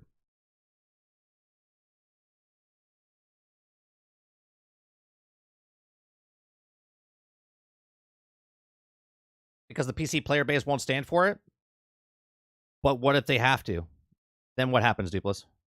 This is my thing, right? Everyone says they won't stand for it, so then you stop playing games, right? So then the people that will pay for it, and the people that don't want to pay for it don't pay for it. So saying the PC player base won't stand for it, if they put their next latest greatest game on there and say, well, you got to pay a $10 a month fee, everyone that goes, I'm not doing it, they'll be like, okay.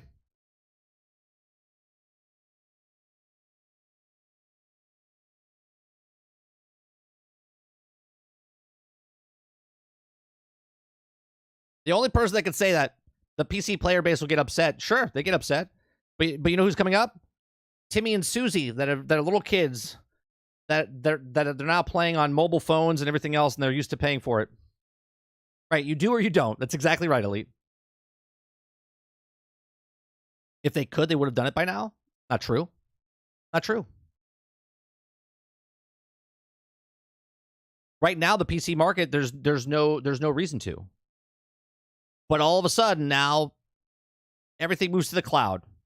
Everyone's making money.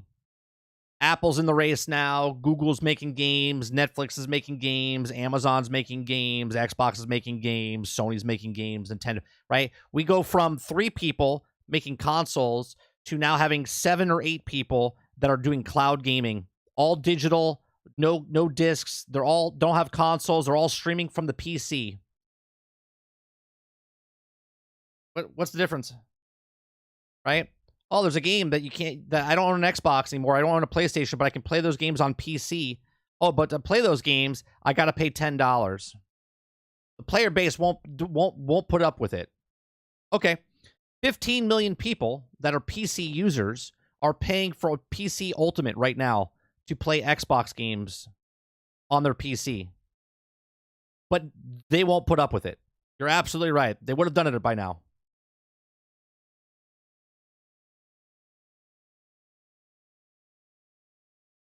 Like, it's literally happening right now. Literally, people are paying $17 to play games on their PC or $10 to play Xbox games on their PC. But no one's going to do it.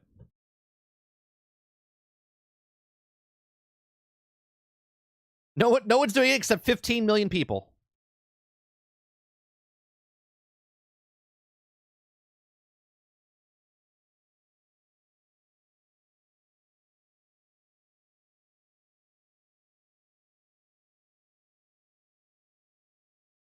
Don't forget to hit that like button. That's right. Thanks, Streamlabs.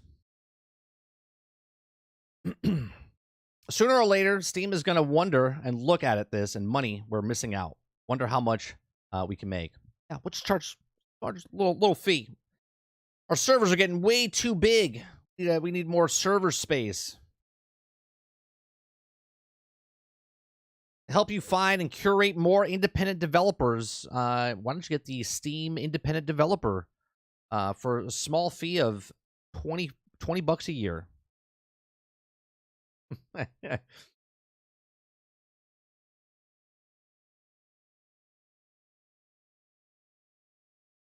I love how people say they wouldn't pay to play games online on their PC, and yet for somehow there's 15 million people paying.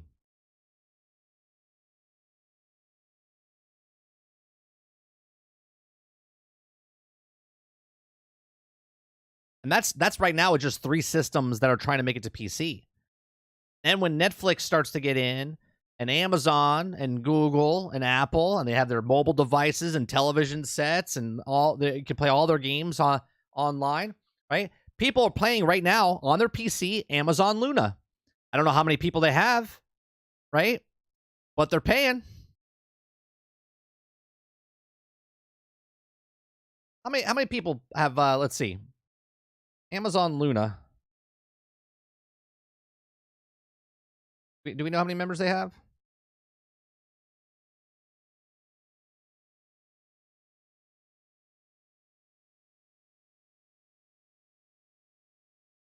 It costs $10 a month. The subscription includes unlimited access to a growing catalog of games, 1080p, 60 frames streams of 2 devices simultaneously. As the 2020 Retro Family channels have also been rolled out into Family Luna Plus subscriptions, boosting the number of games to roughly 100. Let's see.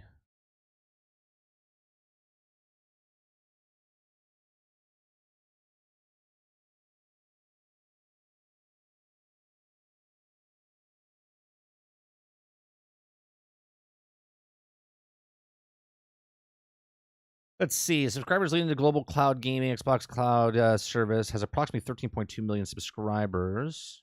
No. There you go. Amazon Luna only had 270,000 subscribers. That's 270,000 people that are paying $10. But no one's going to pay $10 to play games on their PC.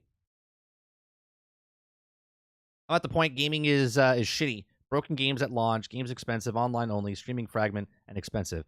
Farmer, you sound like Sarge. Is this Sarge alternate account? You're at the point where we were. Yeah, where me and Sarge were like a couple years ago. Yeah. Yep. Like, everything's fucking broke. Yeah. I feel you, man.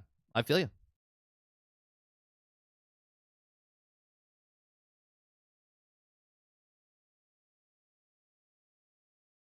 See, what a lot of you tend to miss is that the culture, the way the culture is, when your son or daughter is now 10 or 11 or 12 and they start playing games, and they're playing game on a subscription service, if it is Amazon Luna, or if it is Netflix, or if it is Apple Arcade, or if it is Microsoft, or if it is PlayStation, they get used to that.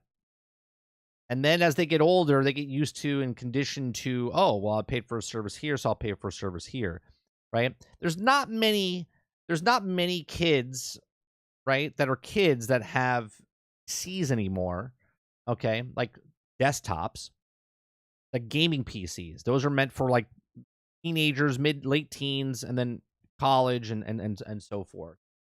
So not to say that there's kids that don't, like my kid has a laptop, okay? But he doesn't go on Steam. Okay.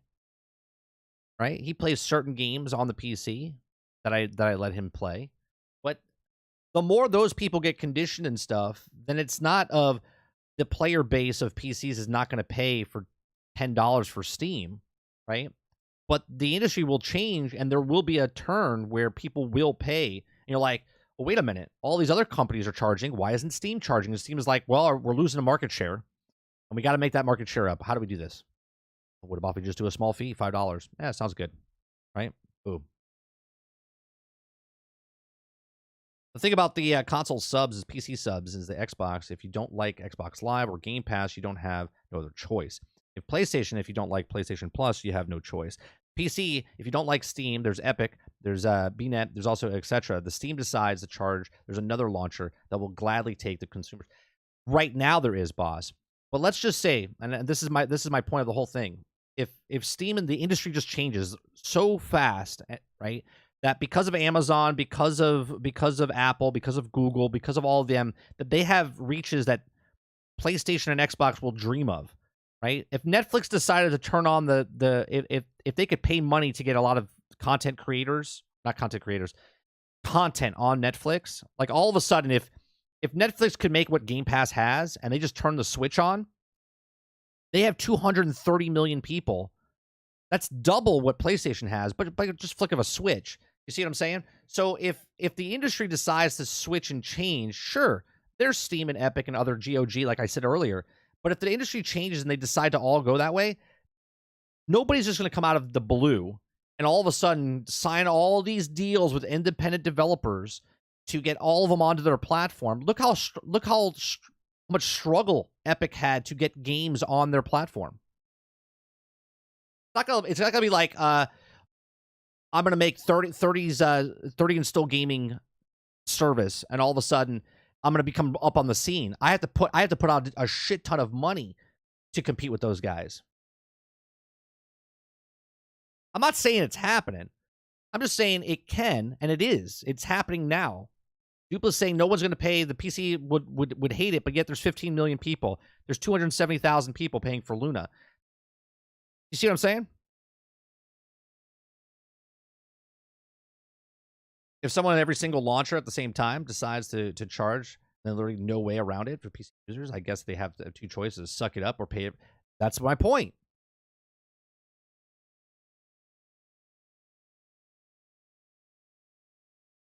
How many users does Steam have?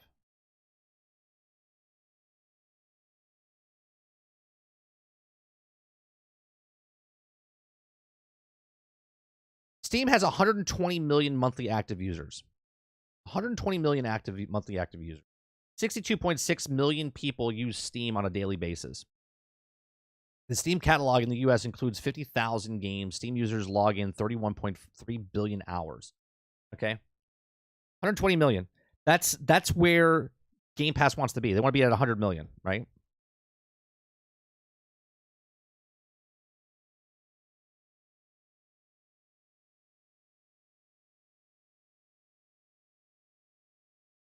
Correct. So the small launchers wouldn't make it. So if the big launchers decide, right? Again, so let's just look at the size of Steam. 120 million. The size of Netflix is 236 million. Amazon's got like 210 million. Apple, I forget their user base, right? It's ridiculous. So now you talk about these potential guys that can throw money at companies and all of a sudden have games exclusively or whatever come to their market. All of a sudden they start taking the market share away from Steam. Steam's got to do something. What does Steam do?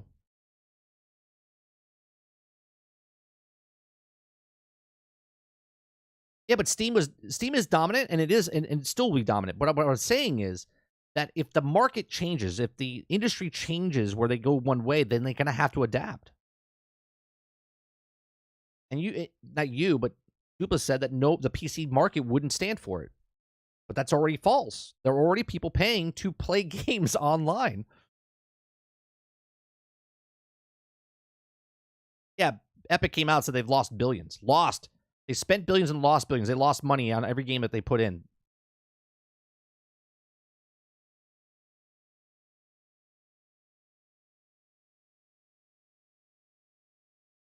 Again, I'm not saying this is happening like tomorrow. I'm just saying the way the industry goes. If it all goes digital, then they're all basically Steam. Right? If the whole industry moves where PlayStation, Xbox, and Nintendo are only digital, there's no physical games anymore, then they're all like Steam. And then all of a sudden Apple, they're all digital. Everything's digital.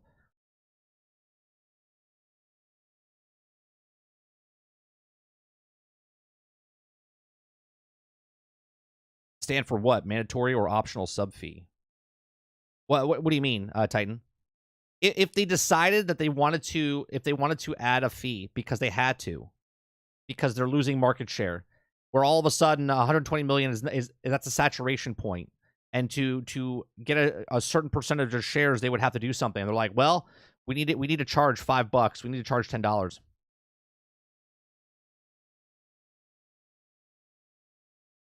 Oh, you're saying, I see what you're saying. Like they charge a fee, but they add a bonus to it, is what you're saying. I see what you're saying. That would be the Trojan horse, wouldn't it? That would be the Trojan horse, right? come in with something and give them an extra thing, and then that thing becomes that thing, right? Sort of like Xbox Live. Xbox Live became Xbox Live, and then it was Xbox Live with Gold, and now Xbox Live with Gold is now Game Pass. Right. So let's say Steam says, hey, game comes out on August 1st. But if you have Steam Plus, you get it out 2 weeks early. Right? Just like that. They just made a fee, and they don't have to do anything, right? Because the game's still coming out on August 1st. But if you want early access, now all of a sudden they have a fee. Okay? Same exact thing.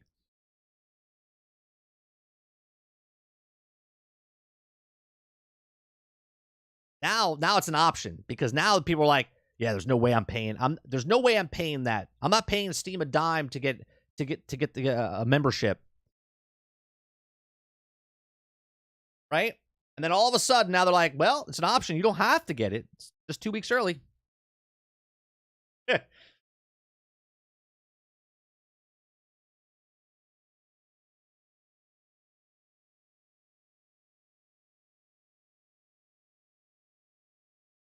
Microsoft just did it with Game Pass.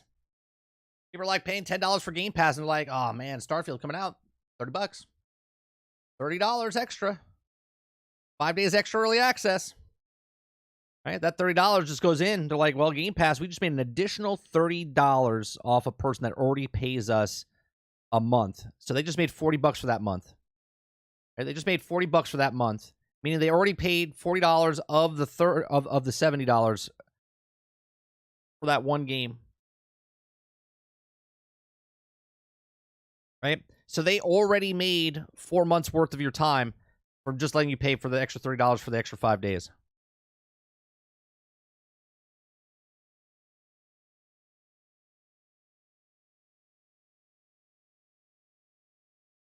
I could be a consultant.